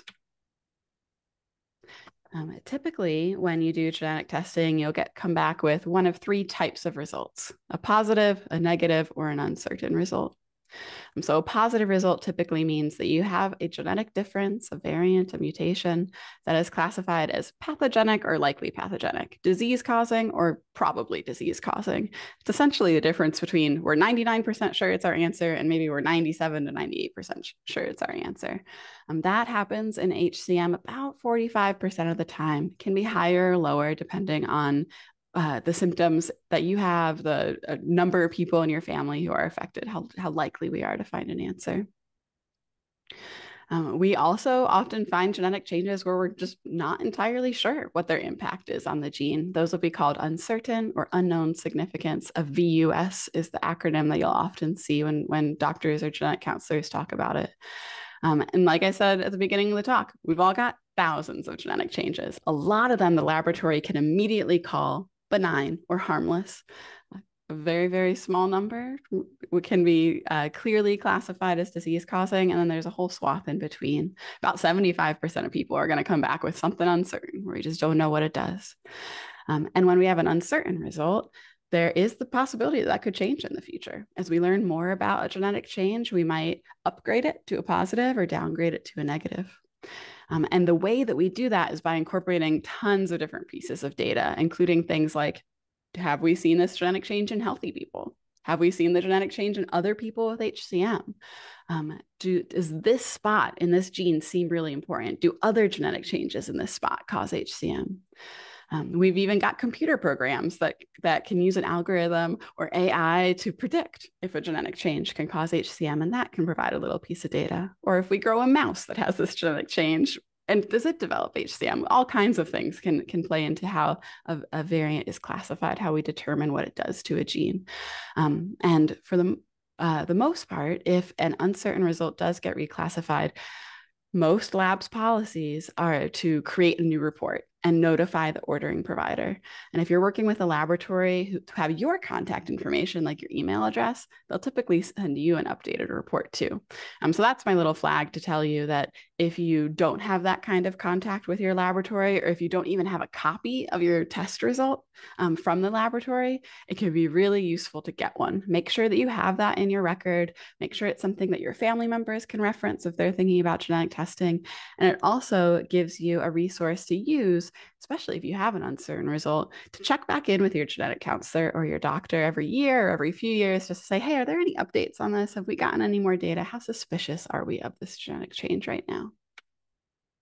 Oh, and that is to emphasize, these things can go back and forth. If we're 99% sure that a pathogenic variant causes disease, still only 99%. There have been cases before of even disease-causing genetic changes getting downgraded back down to a variant of uncertain significance. So again, being really well aware of your genetic result and keeping that conversation open with your medical team is really important. So in this family, we were able to do genetic testing for the uncle who had passed away. And we did find an MYH7 genetic change, one of those most common genes that's flagged, but it was classified as an uncertain result. And sometimes when we get an uncertain result, especially if it's a particularly suspicious one, some labs will offer free genetic testing to other affected family members to see if this uncertain result tracks. Does every person with symptoms have the same quirky genetic thing? Then it's more likely to be our answer than if it's something that was only found in this gentleman. So for this family, we were able to test aunt also, who was diagnosed with HCM, and the uncertain result was found in her too. And then with a little bit more time, with information from other people in the world with HCM, other people who have this genetic change, this uncertain result did get upgraded. It got reclassified to a positive result. And because it was upgraded, because we knew for sure that this is our answer now for the family, it opened the door for other folks in the family to get genetic testing. And we typically don't test healthy folks for those uncertain results. And that's because we just don't know if they're our answer. We don't want to tell people who have it, they're at risk, or people who don't have it, that they're not at risk, because we could be missing people. We could be missing really critical information. So we always want to make sure that we're at that 98, 90, 99% certainty that a genetic change is our answer before we start using it in the family. So with this a positive result, we had a couple of updates from the family. So we had that uncle who hadn't gotten any heart screening yet. And after the result was reclassified to a positive, he still wasn't quite there on getting genetic testing. It wasn't something he was ready to know about 100% yet. But he did feel comfortable going in to get his echo and EKG, knowing that there was a lot more certainty about how this runs in the family. So his echo and his EKG were normal. The daughter of the gentleman who passed away came back negative, huge relief. That means that she doesn't need to do any heart screening anymore. It's something that we wouldn't expect to be an increased risk for her. For the son of the woman who came back positive, he did come back positive himself. So he's going to continue to be doing echoes and EKGs, monitoring his heart health to see if there are any changes. Our other aunt, the one who had atrial fibrillation, turned out to be a little bit of a red herring. She was diagnosed with atrial fibrillation at an older age. It's a little bit more typical. We know that's a more common arrhythmia for folks to have as they get older. And she came back negative for that genetic change. So it could very well be that it's a typical atrial fibrillation that she has, and she is not at increased risk for the heart muscle changes. The mother of my own patient did come back positive, which gave us this clear direction for genetic testing for my patient and his sister. For most people with a genetic cause of their HCM, their siblings and their children have a 50-50 chance of inheriting the same risk. But for this particular family, both my patient and his sister came back negative, and they did not need to do any extra screening. But that, again, does go back to that highlighted point about how genetic testing for my patient, this 32-year-old with a negative result, wouldn't tell us all the information. It wouldn't, if it were just his negative result, we couldn't know for sure that he was home free. It's only because we had the positive result from his uncle that we were able to completely feel more confident about that result for him. So I hope I didn't keep us too far over time, and to have time for any questions that you have. Thank you again so much for joining in, and thank you to the HCMA for having us. Absolutely. We do have a question already posed, and that is a very good question, actually. Somebody who had genetic testing over a decade ago, like 12 years ago. No gene was detected at that time. They were told to test again as, quote, the state of the art improves. Is now the time to retest? Yeah. So 12 years ago, I'd say is probably a pretty good timeline to check back in. It would be amazing if you were able to secure a copy of your test report from 12 years ago, because those will typically say which genes were analyzed and what technology was used to do it. So a genetic counselor or cardiologist familiar with genetic testing can look at that, look at what our updates are, and tell you how many more genes we can look at, what new answers we might be able to find. 12 years ago, I'm going to say pretty, very strong, good chance that we've got something else to check. So it could be a good opportunity for you. We had a staff member recently retest after 6 years, I think it was, and they were able to identify an MYH7 variant that they couldn't 7 or 8 years ago. Yeah. So we are evolving, we are getting better. So if you haven't tested in a while, I would encourage you to jump back and do that. We're going to be wrapping up here in a short while. So if you have any other questions, please add them now. I'm going to stop sharing on Facebook in a few minutes. I forgot to make this comment at the beginning. We will stop recording and take any questions that you don't want to be held in posterity on YouTube at the very end. So get ready to type those in right now. Actually type them in. Don't hit send until I stop at the record button. But if you have other public questions you'd like to ask, this is a good time to do so. So I'm going to go backwards in order. Sorry to the person who wrote the first question. I'm going to do that one last. If something goes well in the aficamten trial, how easy will it be to switch from one myosin inhibitor to another? Having less interaction with other medications sounds good. How long is it expected to finish the trial, and could FDA get approval? I can let you know that Cytokinetics has made some statements on previous meetings and in the public that the goal would be at the end of this year to hopefully go to the FDA for approval. But this is all based upon data that is currently flowing. So I think we're probably a good year away from an aficamten label, but it's going to take some time to get it all figured out. So stick with us. we're probably going to be your latest breaking place to get that news. So just keep an eye on special alert newsletters. We will send it out as soon as we know. Marshall, any other comments you want to bring on moving from one myosin inhibitor to another? Sure. So the answer is short. We don't really know the best way to potentially switch someone. That's assuming it gets approved. I think it will. Mavacamten has what we call a long half-life, meaning it sticks around your body for a long time.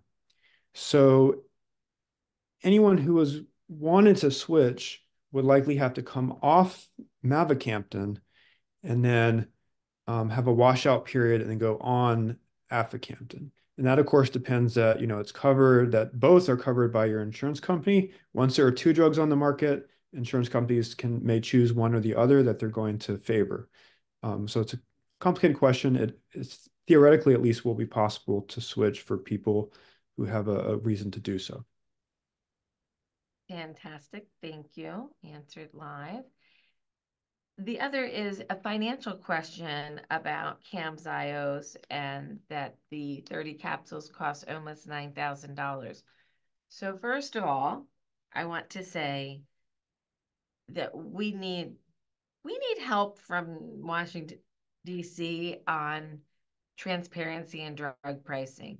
It really isn't, but it is that much money. So first off, PBM reform is necessary because the labeled price of a drug is never really what people pay.